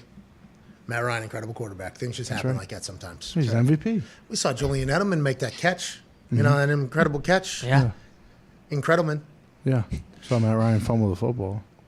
Well, I mean, he was getting blasted out there. People really No, thought I that Tom Brady commercial where he throws the ball into the jugs machine and it throws it back. People thought it was real. Yeah. I mean, those people are new to the internet and stuff like that. And then Julian Edelman running, he was somehow running post left and post right at the same time. Yeah, I thought that was real yesterday too. Yeah, that was a couple years ago, huh? Yeah. Last June. I saw Gronky, though, send out a tweet and say, oh, Edelman getting back in the game? Yeah. Oh, you answer back in there? He would be fooled by that. Leonard, I disagree. I think What does that Gronk, mean? I think Gronk is very intelligent, personally. I agree. He's also spent like little to none of the money that he's actually made in the NFL. I mean, we have no idea if that's true or not. I mean, come on. I mean, some of money's money. Wherever it comes, money's money. Like, what do you want to say? He got broken off from Dunkin' Donuts. Yeah, I understand. But listen, completely understand what you're saying, spending your off-field money and all that. But we have no idea if that's true or not. True. You know what I mean? Because who knows what his investments are in. They might, by the way, his on-field money might be sexed. Is that what, 6 times? Yeah. Sexed. Is that to the 6th power? Sextuplet? I think so. Yeah. SEXT. Mm-hmm. His money, on-field money, might be sexed. To a sex degree. Yeah, it might be, absolutely. Because of his investments in NFTs or the stock market or crypto or whatever the case. You have no idea. Ice Shaker also makes pretty good change out of that. He probably invested in that as well. I would assume he's part owner alongside Chris Gronkowski, his brother. Got on Shark Tank. I think Gronk's super smart dude. I think personally. Yeah, he just likes to dance, have a good time. Yeah, he just plays a perfect Gronk character. Is a perfect big dumb jock meathead guy.